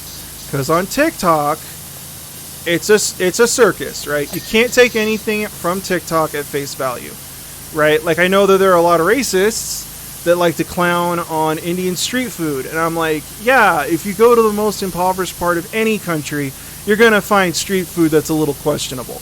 That's valid, right? Like, you could say that about anyone, not just India, right? You're using this as an excuse to go after India. You know what I mean? And so, like, I saw a lot of people clowning on British food on TikTok, and I'm like, well, let's find a guy whose, like, entire life is cooking specifically British cuisine and get, like, a British chef who cooks British food, you know, see how it's actually supposed to be done. Kind of like watching, like, a New York 5-star chef make Indian food, right? Like, make a curry and you're like, oh, okay, yeah, no, that sounds delicious, hand me a spoon kind of thing, right? Bro, I haven't found any British food that looks fun. Like, I'm just keeping it a buck. It's gnarly. It is gnarly. It looks like the food doesn't consent to being cooked. I don't know how to explain some of the things I've seen. Like, there was one person making food on TikTok where they make everything in oil. Now, what you heard was they like cooking with oil a lot. What I said was they cook everything in oil. They're making an egg. They're making eggs. Fill the pan with oil. They making spaghetti, right? Fill the pan with oil. They making fucking stir-fried rice. Fill the pan with oil. They are deep frying all of their food. Yeah, I don't know what spotted dick is, and I'm not gonna try it. Like, fuck all of that.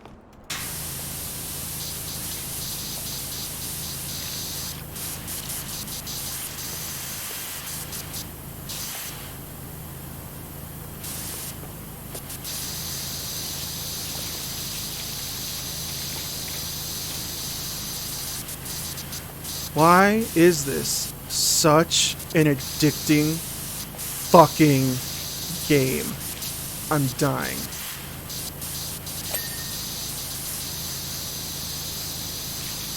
Yeah, every time I go to the state fair, which admittedly is not that often, you always go to like a county fair, it's like deep fry pickles, and I'm like, haha, deep fry this dick, no. I don't want it, that sounds icky. And then people will always be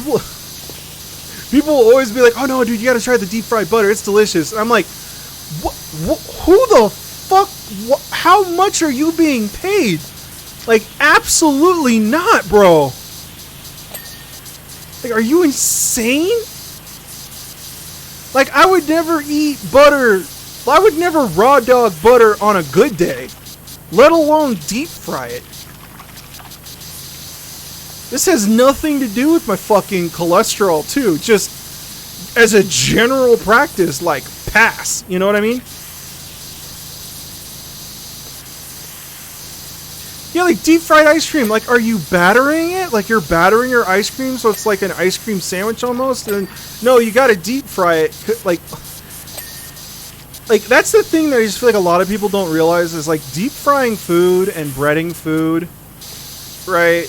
Basically, like, making fritters. The whole point was to make them as calorically dense as possible. Because if you gotta feed a lot of people and you don't have a lot of food to do it, you need it to be calorically dense, and that was like the entire purpose behind it. And so it's like, it's quite literally, listen, I get that you can do this, but we shouldn't, and that's what's important. Ugh. Why is kids, you know, Butter Bar? I haven't seen it. I'll have to check that out. There's gotta be a speed run of this game. There must be, right? That's got to be crazy to watch.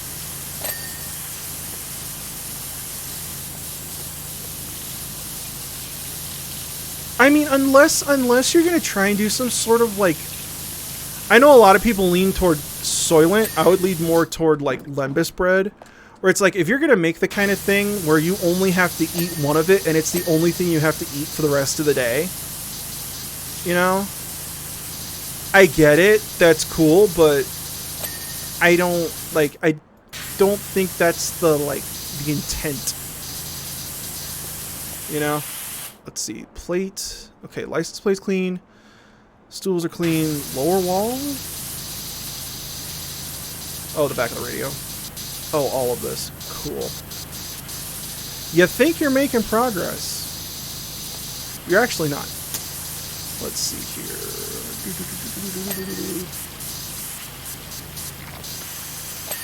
Hey, there we go. Okay. So, we got a lot of the things in here clean. Let's do the lamps. Can we get that far? No, we can't. We don't have the range. Aw, man, cleaning the fan is going to be a bitch.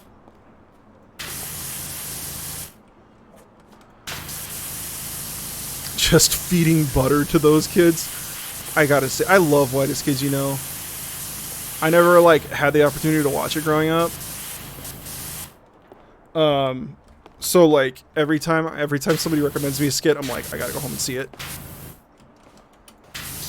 Hey. Hey!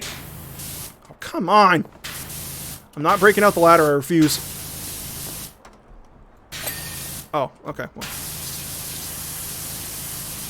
Let's see here. Speedrun of watching this is 17 minutes.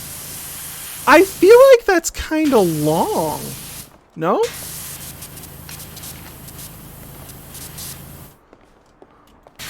Rip Trevor Moore. Yeah, that was very sad to hear about it.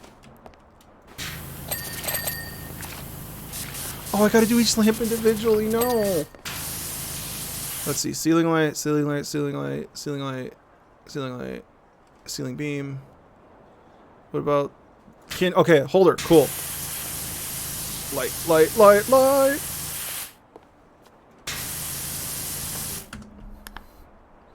There's a list of things. God fucking damn it. What's up? He was under the blanket. Oh. Popsicle was under a blanket. Oh, you dedicated your EP to him? That's cute. Cute. Sorry, I didn't mean it like that. Like that's nice. That's nice that you did that. Sorry, I didn't. That came off way more condescending than I wanted to. Sorry. That's very nice. It's very nice of you to do.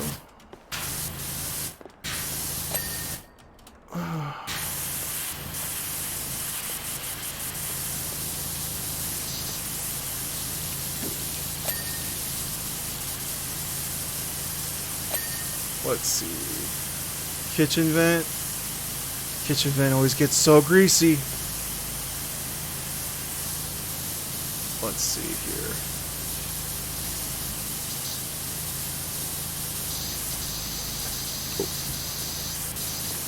Oh. Okay, let's clean this. The kitchen barrier fence. The hell is this supposed to do? Oh, clean the sink. Yeah, this is how I want to do the dishes now. I just want to power wash the dishes. Just get water fucking everywhere. Okay, you're clean. You're not.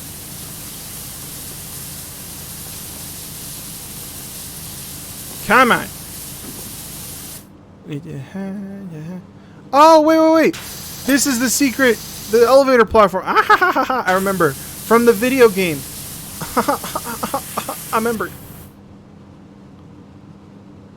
Yeah, like in reality, like the only time I've ever done power washing has all been outside, and it's been like cleaning the outside of a house, you know, or like a driveway. Because like I don't think people realize like it's kind of like washing a spoon in the sink. It's like if you don't do it at the right angle, you are just like fucking hadron collider particle accelerating all this crap straight into your face.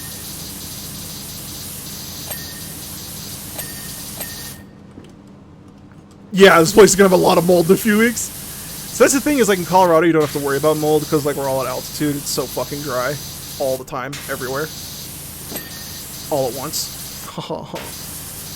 But yeah, no, I always forget you got to deal with mold.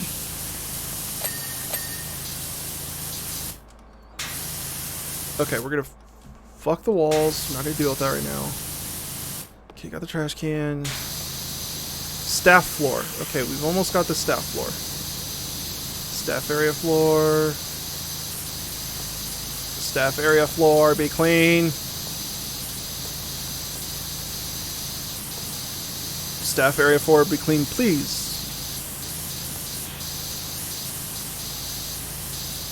Staff area floor, be clean, please, noun. What is the fucking password? Jesus.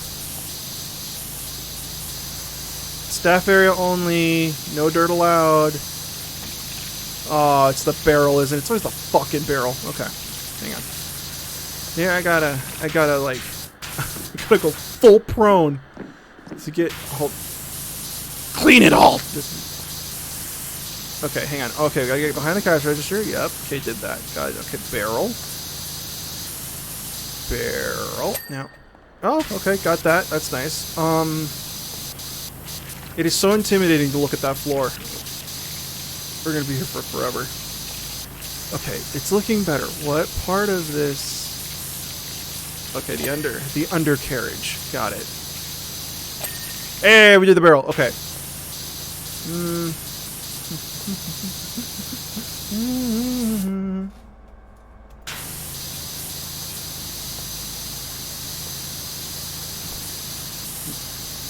High sugar content, high sugar percentage makes jam mold proof, but then once it gets exposed to air, that's kind of nifty. I didn't think of that. I never thought of that. Sorry. That's cool. Ah ha ha ha ha. Parkour.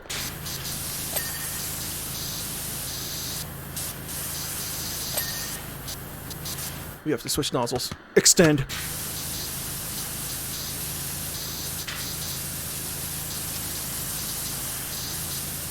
Can we do this? Maybe? Just a little bit? There's so much crap everywhere. Oh my god. Okay. TV will never work again, but it's clean now. Well, there's like a Marlene crayon drawing on the fridge over here. Right? That's not here. And then there's fucking chalk over here. I'm like, that's gotta be gone. Like, come on. You okay? I heard you cough. Huh? I didn't know that was the boy jumping off of the couch. Oh, okay. I was like, you didn't cough, did you? You don't have pneumonia again. You been around children? No. Fucking hate kids.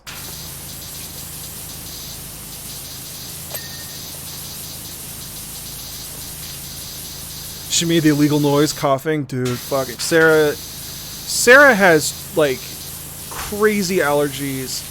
17 different inhalers. You have an inhaler you gotta take in the morning, and then you have a rescue inhaler. You have to go in for weekly shots for allergies. Right? There's all kinds of makeup you can't have. You have sensitive eyes. You do eye drops every day. You take allergy pills every day just as a precaution. You're allergic to tree cum. Real bad hay fever. You sneeze if you look at a light. Yeah? This is true. Okay. And then in an old job, you used to work with a lot of HIV patients, which, like, you're a saint for doing that. But I'm like, Sarah, you are patient zero. See, that's what I'm saying. You're like brave to the point like that. I would be the problem. Like if it's like, hey, we're working with people who are exposed to infectious diseases, I'd be like, great. I need to be in a hazmat suit. I know it's disrespectful, but I'm awkward like that. Everyone sneezes at lights. I'm staring at a light right now and I'm not sneezing. It hurts, but I'm not sneezing. Oh, I'm sorry. It's not the wrong light. I'll look at the sun. Can't look at the sun. There's not a window that faces that way. Doxing myself. I'm looking at another light. Still not sneezing. It's not normal. And now I'm blind. Give me a minute. I can't see. Fuck. Ugh.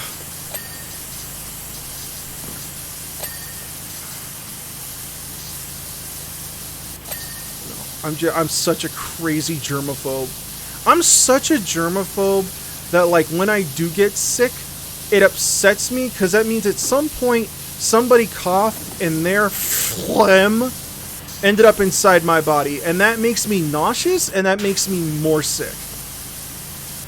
Like, that's how much of a germaphobe I am. I'm no fun to be around. I'm that much of a germaphobe.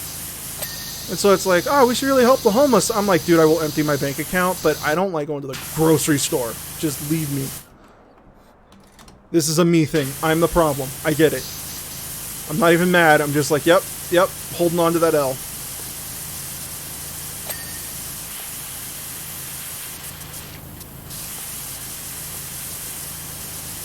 Like, I love it when you meet people and they're too socially awkward to shake hands, because I'm like, yes, don't touch me. We can be friends now.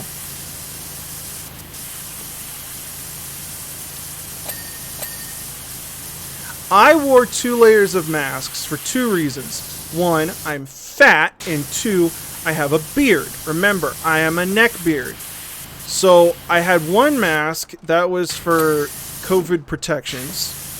And then the second mask made it so that the mask didn't slide, the medical mask didn't like slide off my face because of all of the unkempt hair.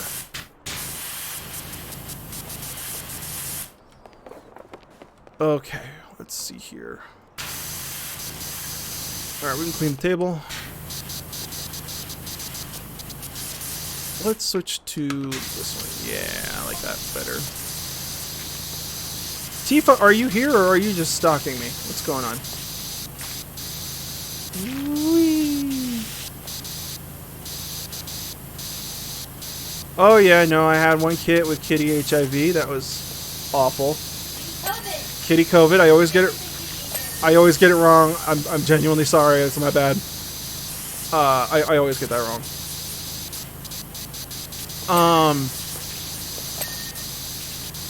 And then my other cat, we're discovering, either doesn't like to or can't bury his poop because he's got special paws, and evidently that means that he has a hard time scooping.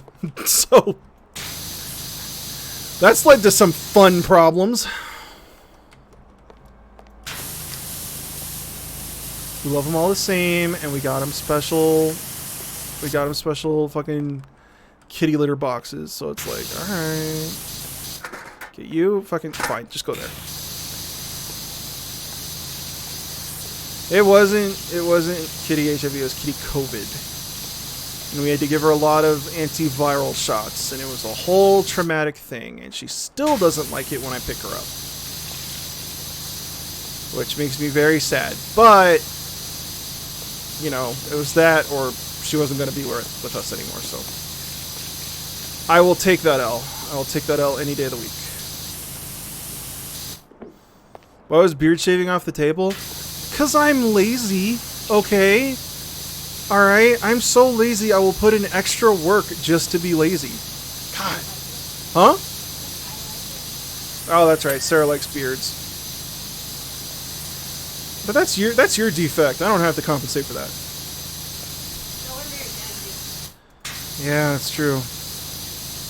Truth be told, I have a lot of hair because I told myself, and this is kind of like a money-saving thing, I told myself I would cut my hair once I got a job. The idea being that, like, well, I don't have to worry about cutting my hair until I get an interview, then I'll just, like, cut my hair for the interview and look good, right? And then, as it turns out, when you get a bachelor's degree in music composition, nobody wants to hire you, which is kind of weird, but hey, that's the way it goes, I guess. And so yeah, I ended up just, like, not ever cutting my hair or shaving, and it was kind of like, oh, well, I don't know if this is a statement or negligence, but this is what I look like now.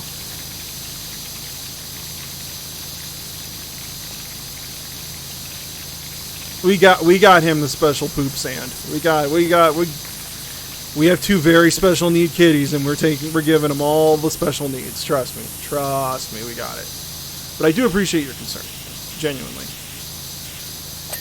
Because if it wasn't for people fucking screaming out what they do online, we would have been SOL.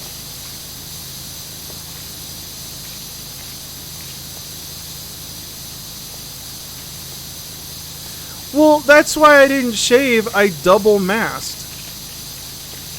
It was double protection. That's the thing, is like I only really needed one mask, but I used two because I'm peculiar like that. Why I don't like conventions?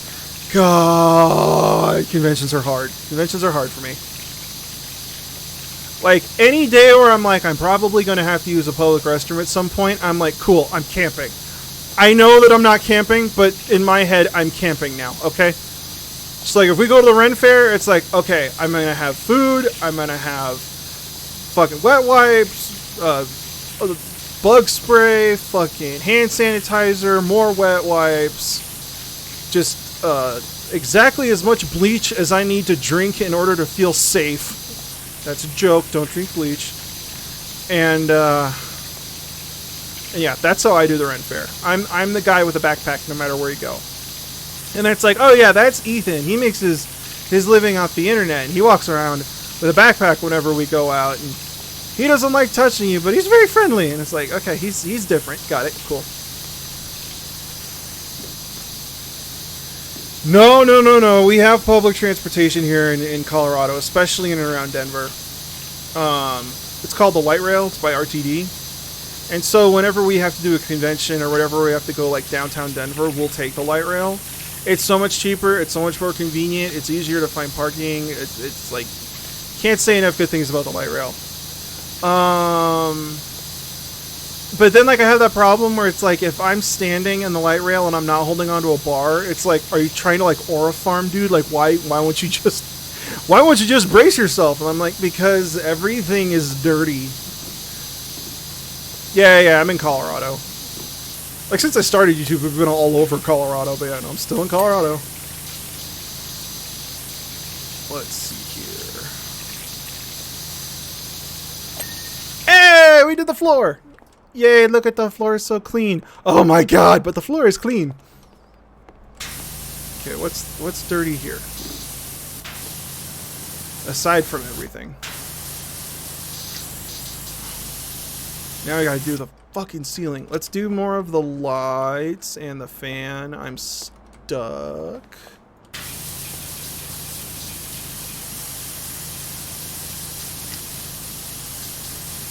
Yeah, Merkwim, I'm a damaged human being.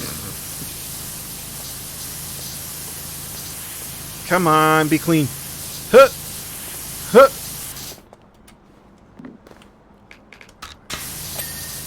One, two, three, four. Okay, now we gotta do the wall segment by segment. Hey, okay. Alright. How do I feel about theaters then? I really, really like theaters. I had a couple really terrible experiences as a child. So, like, I really love assigned seating. That's something I really hate about conventions, where it's like, line up, and then it's a fucking free-for-all. It's like, what was the point in lining up if we're just gonna fucking charge in? Ugh. You know, like, I really love supporting artists. I do not like being shoulder to shoulder with people who are fucking pheromone maxing. Like, it's icky, unpleasant.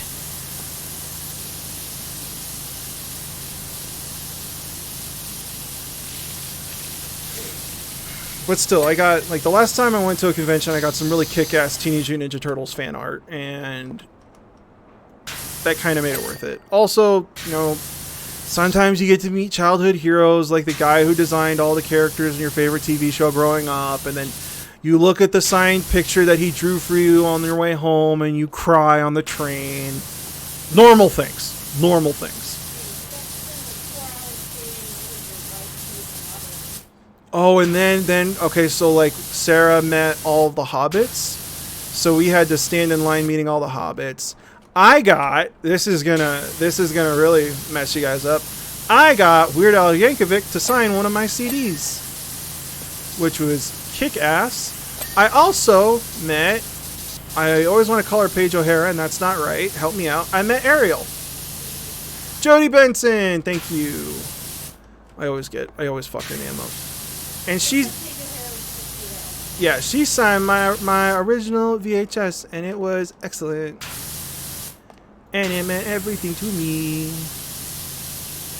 So that was pretty cool. Your experience in NAMM, I don't want to go to NAMM. I've never been to NAMM. I don't want to go to NAMM.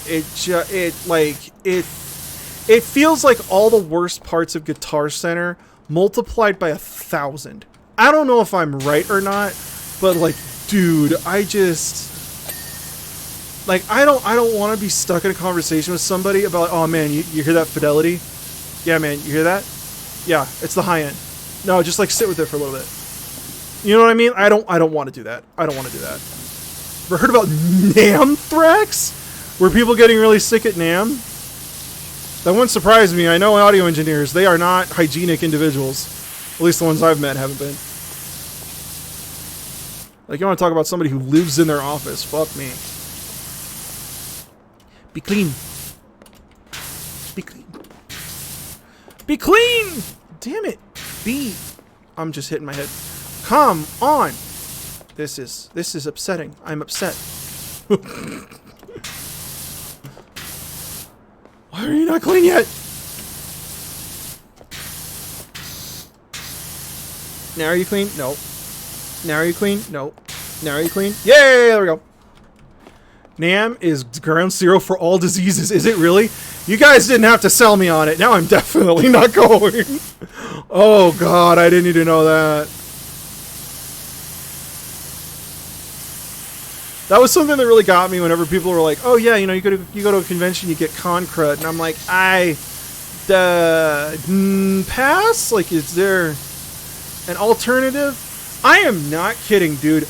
I will fucking cosplay as Breaking Bad, which I have not seen, just so that I have an excuse to wear a sealed and protected suit. Like, fuck, man.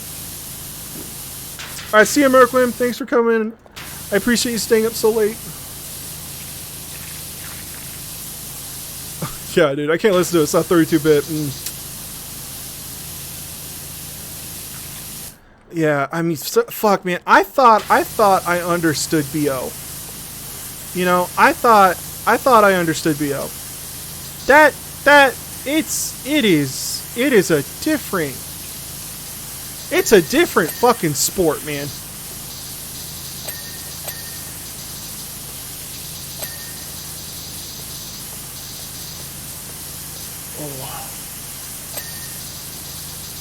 You know, or like Go is like Mute from Rainbow Six.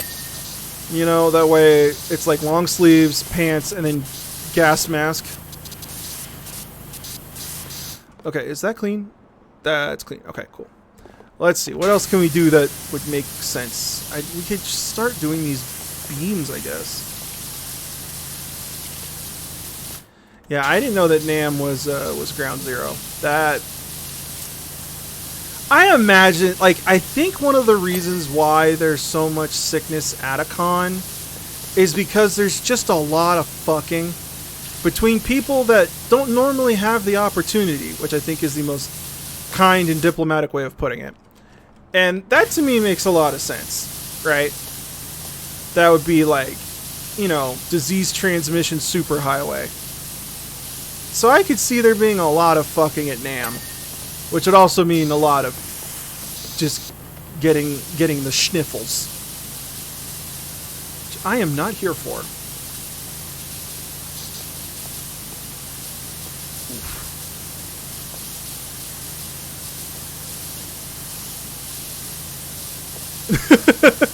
I need a full face respirator because I'm cleaning out some insulation, but also I'm going to an anime con. God, yeah.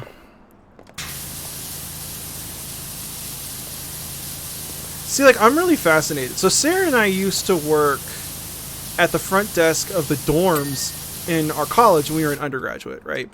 And what a lot of colleges will do with the dorms in the summer when there are not a lot of students is they basically turn into like miniature hotels. And it tends to be for academic environments, right? So, like, we hosted the teachers that were grading the AP history exam, right? That was like a whole week. And so it's like, oh, here's your room keys. This is where the food is. You know, have fun. And so our training for that job had a lot of customer service. So we had a lot of the same customer service training that, you know, concierges would get for hotels. Obviously, it wasn't as extreme, as extensive, right? But that was very much kind of like the vibe they were trying to have. And so, like, when you do that, you get a feel for different communities, right? Because, like, we'd have like a Christian group come through, and every time they would talk to us, they would be training their new guys, right? Because I'm stuck at the desk, I can't say go away or walk away. So it'd be like, okay, try to talk to this dude about Jesus. We'll watch you do it, and then we'll give you pointers. So there would be times where, like, we would all share stories of how we had to stand behind the desk for a solid half hour while a guy was talking to us about Jesus, and there was nothing we could do. But I've always heard, and I want to see the evidence of this, right? I've always heard that middle school hockey, specifically middle school hockey, is legendarily the worst group to have stay at a hotel. Because sometimes you get kids, sometimes you get like some sort of rowdy bunch, right? And like maybe one or two rooms would be like trashed because they threw a party and they're away from their parents for the first time because they're in high school, right? But like middle school hockey is apparently like every single room is fucked. It's not like, oh, I'm so sorry, we were roughhousing and one of the chairs got like a little scratch on it, we'll pay for it, or oh, this and that. Every single room is just like, there's nothing we can salvage from this kind of thing. And obviously Sarah and I did it at a very, very small level. So I would love to see, like, at the professional level, like a professional hospitality manager, right? Like what their worst experiences were with people who like spend a lot of money.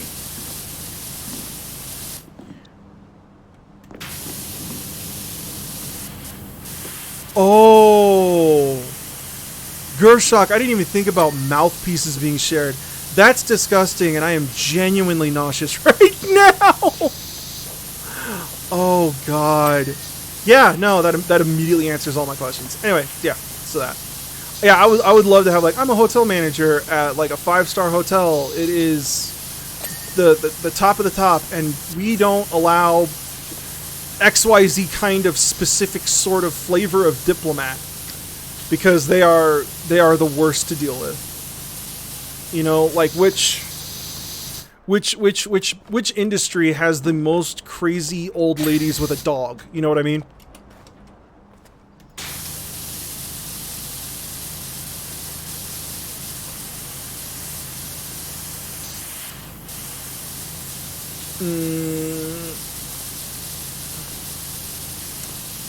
Okay, we gotta clean all this. Clean all this. this clean? Okay, the elevator mechanism is not clean. I imagine it's what's ever there. Yeah, okay. It's got to be behind the pinball machine. Yep. There we go. Okay. Let's get above here. Let me tell you, man, this game does not help my my aim at all. I have the sensitivity up so fucking high.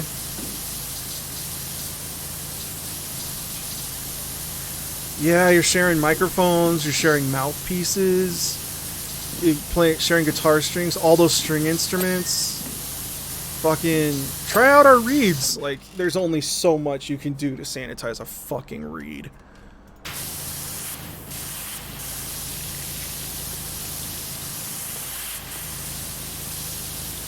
Like, that's something that, like, really used to gross me out in band, where it's like, oh yeah, you can play on my reed, that's fine. Like, no. No. You play on my reed, you owe me money now. That's not how this is gonna go down.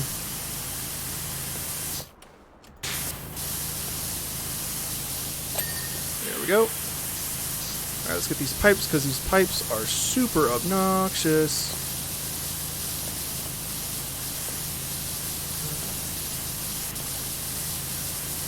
Yeah, oh, that's right. You're dealing with NAM where it's international. That's a very, very good point. Man, I didn't know that. I didn't know any of that. Now I definitely don't want to go. Okay, this place looks way better. Okay, this looks way better. Now, where is the dirt hiding? Okay, this wall beam. Let's see. Okay, got the wall beam. See, now we stare at the top left. Be like, alright, what's not clean? What do you need to be cleaned? It's got to be behind the box, huh? Yup, there we go. Alright, got that. Got that. He's like, you gotta like crawl around. You have to think like the dirt. Become the dirt. I bet you it's right here. Yep.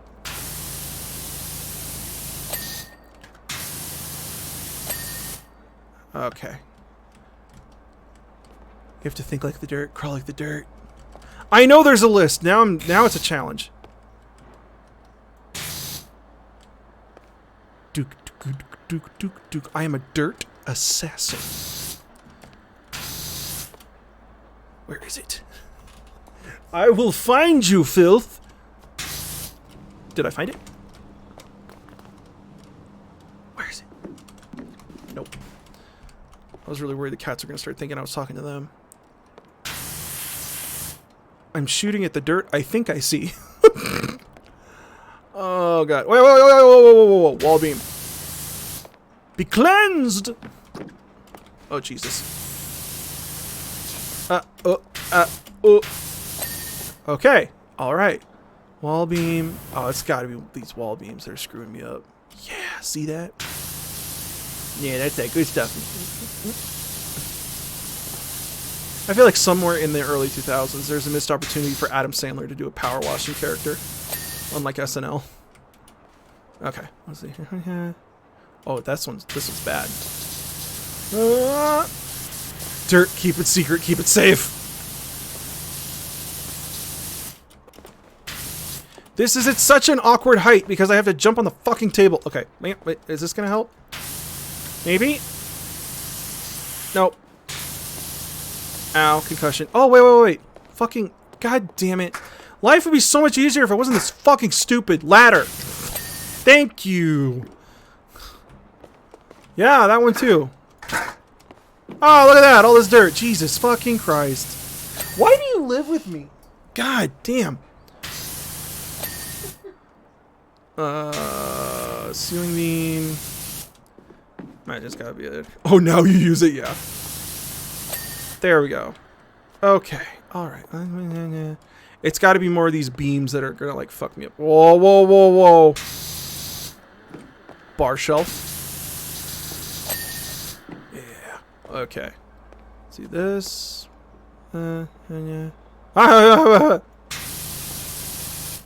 Ceiling light. Okay. Oh. Stove hood. Where's the dirt? There you are. I see you. Haha. It just turns you into Mo from WALL-E? Absolutely, but I don't hate it. God, if I could just power wash my mistakes, I might finally know what happiness feels like.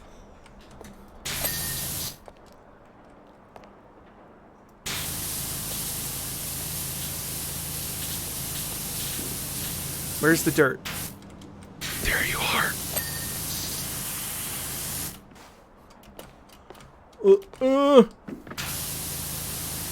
Hey, okay. Down wall beam, elevator mech. Pot! Where the fuck is the pot? That's a pan. Pot.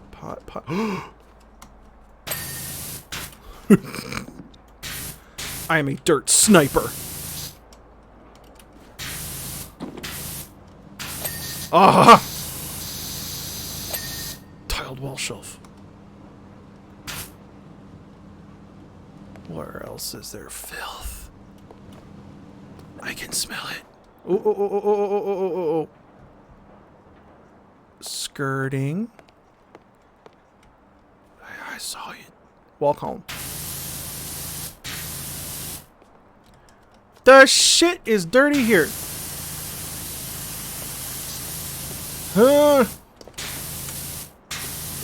What? You've got to be kidding me. What did I miss? Oh. It's got like a lip to it. There we go. That makes more sense. Gone full immersion? Absolutely. Let's see. Ceiling. Ceiling not clean. Where's the filth? I will destroy it. That was not effective. That was! Oh, that actually felt good. Okay. Uh-oh. No, I'm getting too into this game. Let's see. Table. Stool. What am I, a proctologist? Stool. Barrel. Box. Be cleansed, box. Imagine like a paladin, right? Like fighting for the light or whatever. But it's just a power washer. They're fighting dirt. Okay. Sign. Let's see. Stool. Short stool.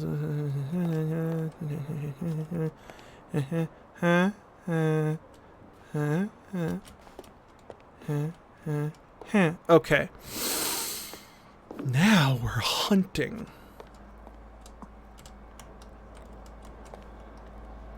The refrigerator is so loud. Oh my god. Oh. Ow. Oh god, my arm. I'm basically the Terminator for dirt. Yeah, my arm hurts. Oh my god. Raptor S77 with 12 bits. Thank you so much. South of Midnight. Oh my god. South of Midnight looks so cool. I've been meaning to like, it's on my wish list. I've been meaning to like check people out and watch them play it. It looks so cool. Like, I remember when I first saw the trailer and it had that like super unique art style and there's the guy just like playing the guitar on like the bayou or something like that. I was like, yes. Oh, it looks good, dude. I want to try it out. You know, but I'm not an idiot, right? I'm not naive. I know that fucking Asmongold types are gonna be like, oh, it's woke. It's woke. We can't play it. Like, okay, all right. Don't care. Don't want to hear your opinion. Your opinion is invalid. You know. But yes. South of Midnight.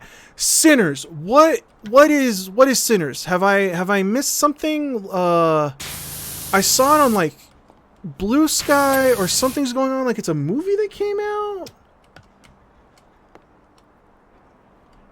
Oh, it's a Ryan Coogler and Ludwig Göransson. Oh, I didn't know they made a new movie. Man, am I seriously like that disconnected? Shit, is it out in theaters? Is it streaming? Where am I gonna see it? What is it about? Tell me. You know, DM me a trailer on Twitter. I'm immediately like, ooh, show me. Vampire movie about a juke joint in the 1920s.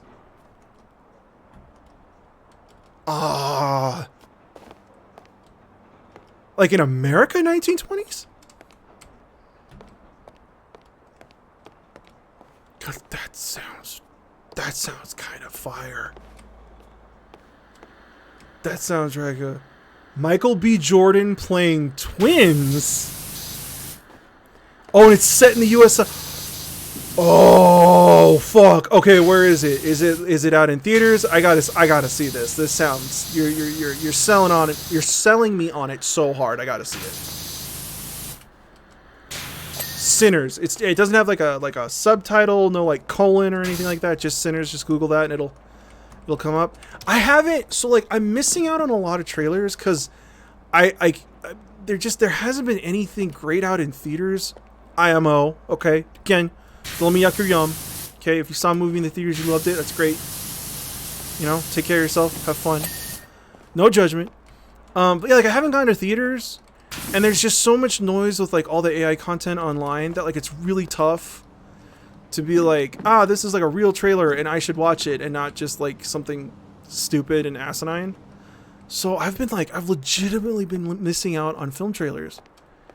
And it's been kind of a bummer. Biggest opening for an original opening in a decade. Did it come out this weekend? You missed the wall inner lip decor. You're fired. Best original film. Well, shit. Oh, it did come out. Going off on an artistic sense at all the big studios. Hell yeah. Ooh. Did they just like give Ryan Coogler like a blank check and they're like fucking go for it, dude. Just fucking send it. That sounds awesome. Well, now I gotta look into that. Let's see here. Ceiling light, ceiling light, ceiling light, light. Skirting. More skirting. I'm not gonna lie, I'm kind of just sitting here appreciating how much cleaner this is, because this place was fucking filthy. Can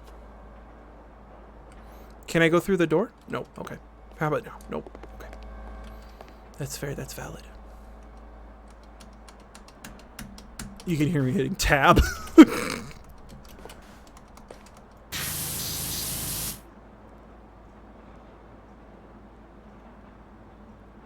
Eggs and chips.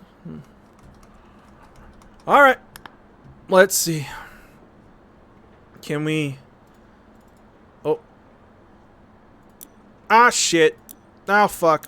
Now we got it. Okay. Step stool. Neon signs. Wall lanterns. Back bar cabinet light. That's not fair! Oh my god. Okay, neon sign. Okay, you're cool. Ah, you're not. Okay, you're cool. Step stool? Where the fuck is a step stool?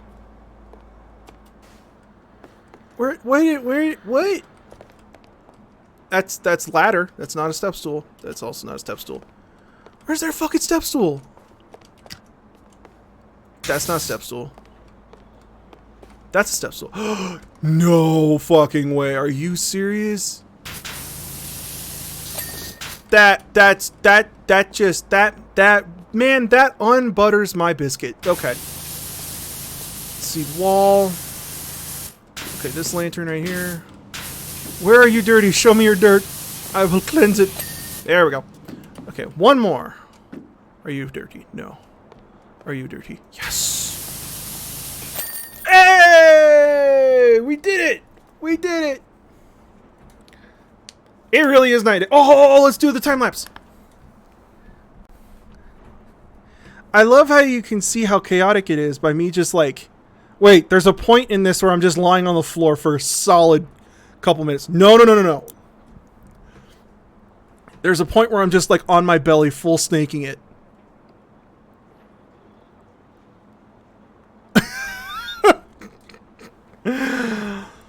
Oh.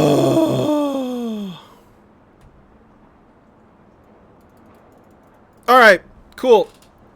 Oh. I'm now on a first name basis with Cloud Strife. Not bragging, just saying. Alright, guys, I'm going to go have dinner. I'm starting to get shaky because I'm hungry. But I'm gonna head out. That was very satisfying. It was very, very satisfying. What if they did that at bar? They should be shut down for it? Absolutely. Alright, I love you guys all for coming and tuning in and showing up. Thank you so much. I really appreciate it. I think I'm gonna have some macaroni and cheese for dinner, which is not healthy. And that's okay. Alright.